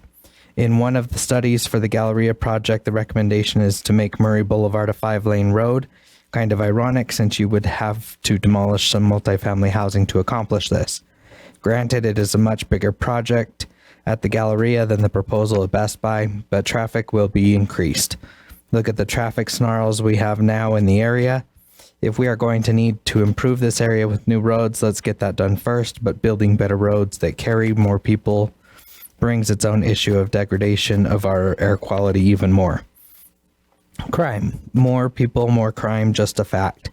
Does Murray have the resources to hire more officers, buy more patrol cars?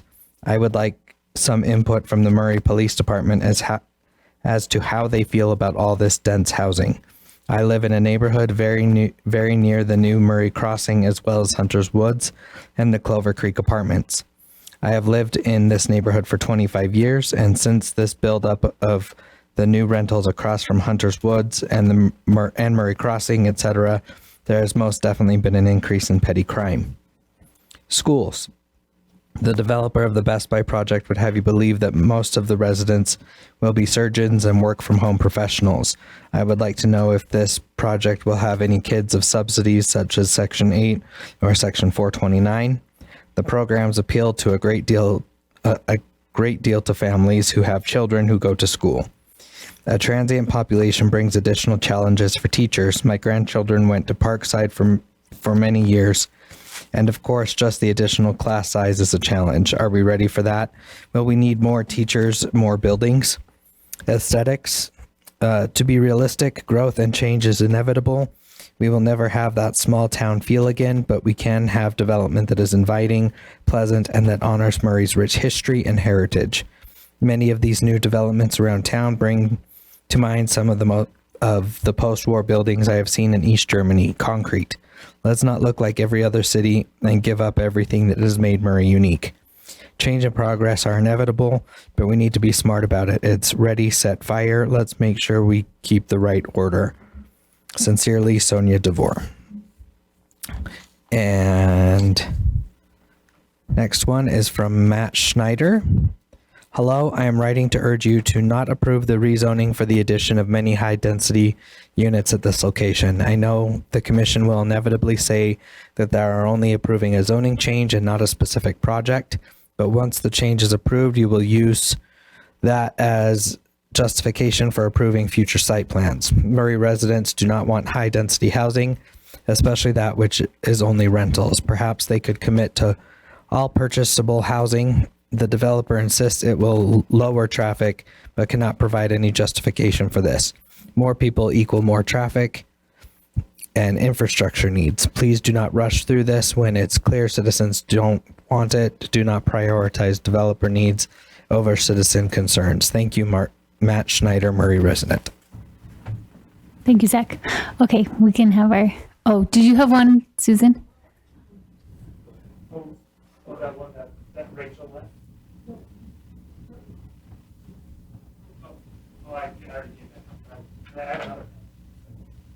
Sorry, Clark Bowen emailed a message. I just wanted to know if you wanted to read it or if you want to make your comments.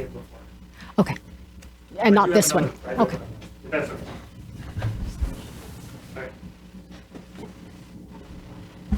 Hi, thank you. I again recommend that we wait. Sorry, would you state your name? Hi, I'm Clark Bullen. I live in District 3. I live just by the Arboretum, so probably the closest actual house to this development. I again recommend that we wait until the official revision of the general plan.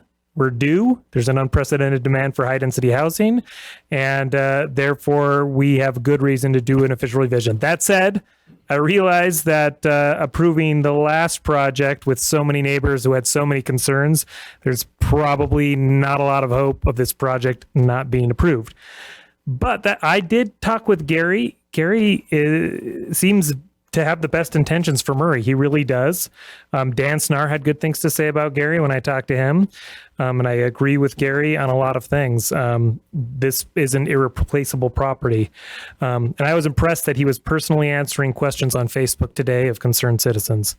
So just a few concerns about the project to speak for the users of the park. The Carnegie development, that'll have 130 units with only 137 parking spaces. There will probably be a lot of parking on Vine and into the park. That will probably only be exacerbated by adding more density to this unit. So in light of that, Chick-fil-A, the traffic there will push traffic from this development into the park. As people go into the park, they'll probably rush by trying to get wherever they need to go. That road in the park, it's a very low speed limit, but it goes right near the playground. Like it's very close to one of the slides. And so I do feel like that's dangerous, and like increasing traffic and potentially speed on that road is a danger, I believe. Hillcrest drop-offs are around 8 a.m. and it's already a snarled mess. If you have people trying to get to work around that same time, it's going to be even worse. I spoke to one student who was a student a few years ago who was hit in that intersection. Recently, another student was hit in that intersection. That student brought the issue, to the city recently. So that needs to be considered. Also, the Parkside, heard from one of the city council members at a different city council meeting recently that Parkside suffers from the transient nature of the residents in the many apartments around the area. So increasing the population of students that attends Parkside and maybe other students go elsewhere that live in apartments can increase that as well. These are all issues I think we need to look at for this project. Also, not sure how the zoning was able to be changed on the Galleria property. Like, once somebody owns it, how do you reduce it from 80 to 40? That's still 1,300 units. That's still pretty darn close to this development. And that traffic right there in the middle, I feel like could get dicey. So all things I think you should consider. That said, I do feel like there is potential for good project in this area. I'm just not sure that now is the right time to do so until we evaluate all of the density coming into the city. Thank you. Good timing.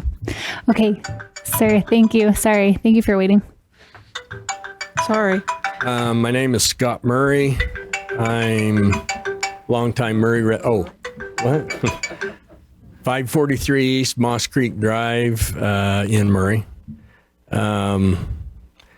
My parents came here when they were like 5 years old. I've got grandkids. My whole family's graduated from Murray and still going there. So anyway, a little background. I've got to know Gary somewhat over the years, but I didn't know him when I first started working. I used to own Terry's RV Center for about 38 years. I sold it to Paris RV 5 years ago. But when I originally started there, when I was 15, the property that was where this was located was 4.5 acres of where the Best Buy and all that sits. So that was 4.5 of that first 6 that he was buying.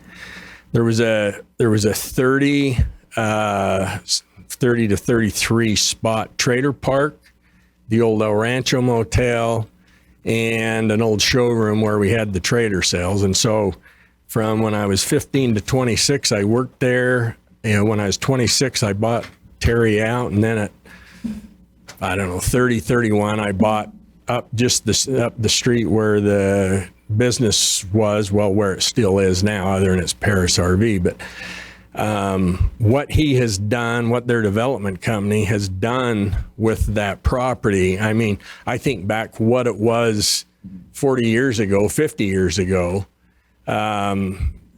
Nobody knows that ground like me. I used to have to go fix all the sewers under the trailers and all that.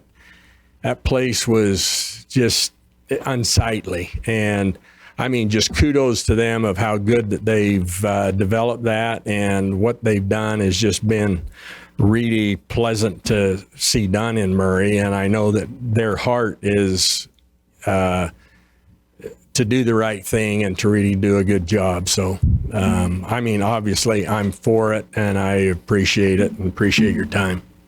Thank you.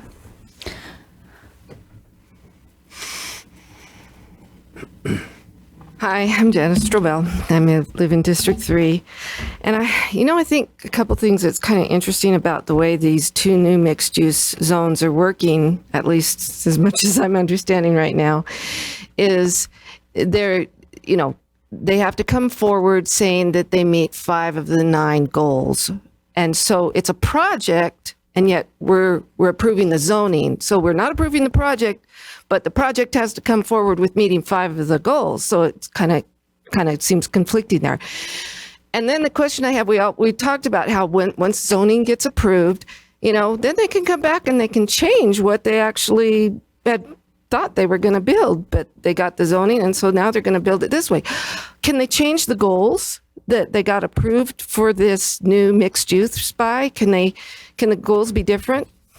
Okay, so and I know, but I think we've really got to look at what these zonings can mean for us in our community.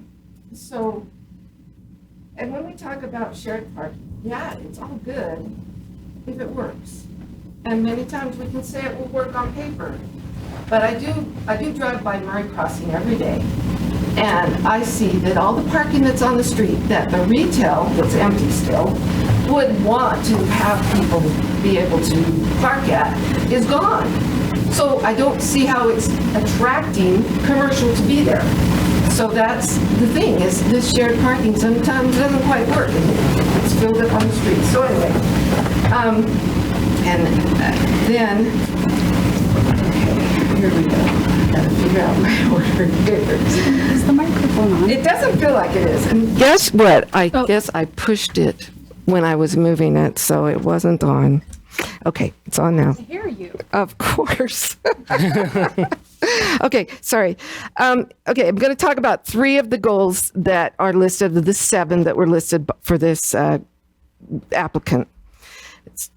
it talks about promoting a greater variety of housing options within Murray neighborhoods. I don't see how this is within a Murray neighborhood. And it says at the end of that, density will have little impact to established residential neighborhoods. So how is that within? And how is it going to have little impact? How do we know that by them making that statement? What tells us that goal is going to be met? Okay, the next one, promote opportunities for life cycle housing and housing for moderate income households.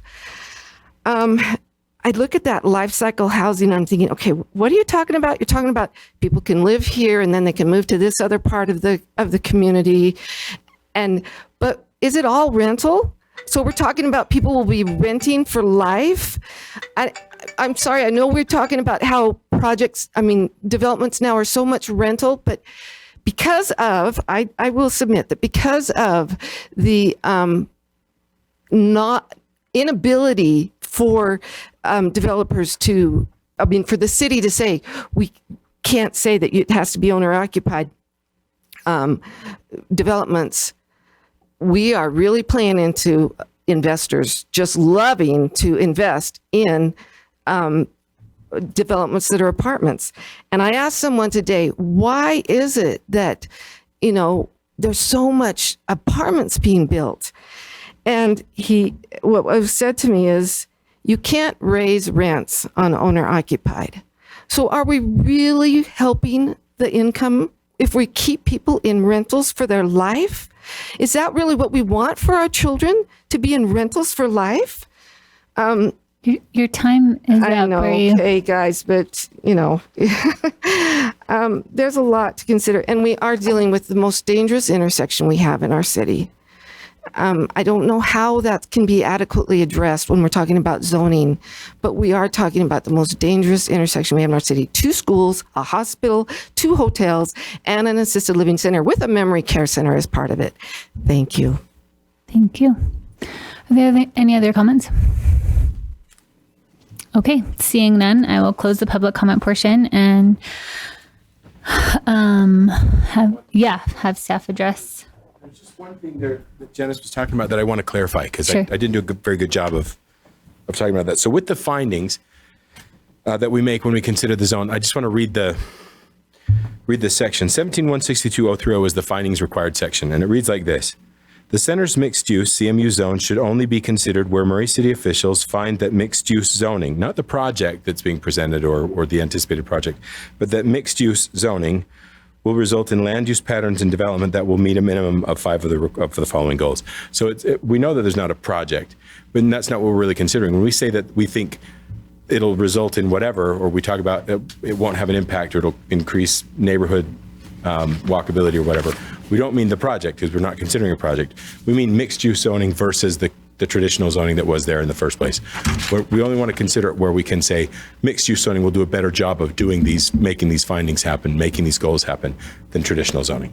That's the difference there, I think. So, and this is where our conversations have talked about the neighborhoods over here, that adding this type of zoning in the established neighborhoods is not going to improve those neighborhoods. Right. Those neighborhoods are already as high a quality a neighborhood as you could ask for. Right. And you wouldn't get any, if there are places in the city, there are properties in the city where you could ask for this zone, and we'd look through these lists and say mixed use zoning isn't going to help that area. It's not going to help that project. So unless we're saying that we think it will, we shouldn't consider it. That's the point of the findings. And in our case, we feel like 7 of them. Yeah. So, thank you. Okay, any further discussion? I probably just have a comment that if you don't mind. As much as I have misgivings about the VMU and the density, I think that the CMU is a great use, and I think that want to commend the owner of the property for it's a great development that you have there, and so I think that from my perspective, this is a great well, I'll back up and say, I think that the small commercial is the wave of the future. I think we're going to see a lot more requests for this. If you look around, we're probably behind the times when it comes to this type of development. And I think that from my perspective, what a great one out of the gate, to point to as what I believe will be a successful development. So I'm grateful for that and excited for it. With that, I'll make a motion unless no one has anything else to say. I make a motion to forward a recommendation of approval to the City Council for the request amendment to the general plan future land use map, redesignating the properties located at 5238, 5257, and 5177 South State Street and 151 East, 5300 South from general commercial to village and centers mixed use. Okay, I have a motion by Commissioner Lowry. Is there any discussion on that motion? Is there a second? I'll second. Okay, I have a motion by Commissioner Lowry and a second by Commissioner Nee. Thanks. Mr. Lowry? Yes. Mr. Hacker? Yes. Was it Ned or Travis? It was Ned. Oh, sorry, I wrote down. That's all right. Sorry. You got the N right. I had my back turned and I got it right. Sorry, Mr. Lowry. Yes, still. Mr. Hacker. Do I have to answer again? Yes. Sorry. I'd like you to answer again, please. Hang on, I'm just kidding. Yes. Mr. Nay. Yes. Ms. Milkevich? Yes. Ms. Wilson? Yes. Mr. Pearson? Yes. Ms. Patterson? Yes. Thank you. Is there a motion on the I'll make a motion, Madam Chairman, to forward recommendation of approval of the City Council for the request amendment to the zoning map designation of the properties located at 5238, 5257, and 5177 South State Main Street, South State Street, and 151 East, 5300 South from CD commercial development to CMU centers mixed use. I have a motion by Commissioner Lowry. Is there any discussion on that motion? Is there a second? I'll second.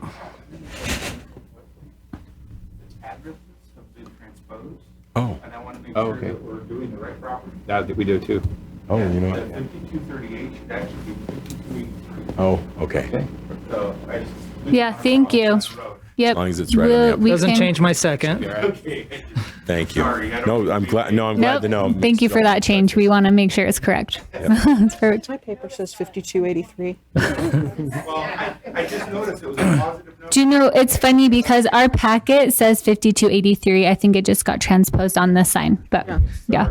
I type a lot. Nope, it's Want me to perfect. clarify or? No, it's okay. I think we're good. Okay, we have a motion. Is there a second? I'll second. Mr. Nace. Okay, now I'll get it right. Sorry, Travis. You're fine. All right. Mr. Lowry? Yes. Mr. Nay? Yes. Mr. Hacker? Yes. Ms. Milkevich? Yes. Ms. Wilson? Yes. Mr. Pearson? Yes. And Ms. Patterson? Yes. Thank you. All right, those will both move on to the City Council. Thank you so much for being here. Okay, is there any other business for the commission?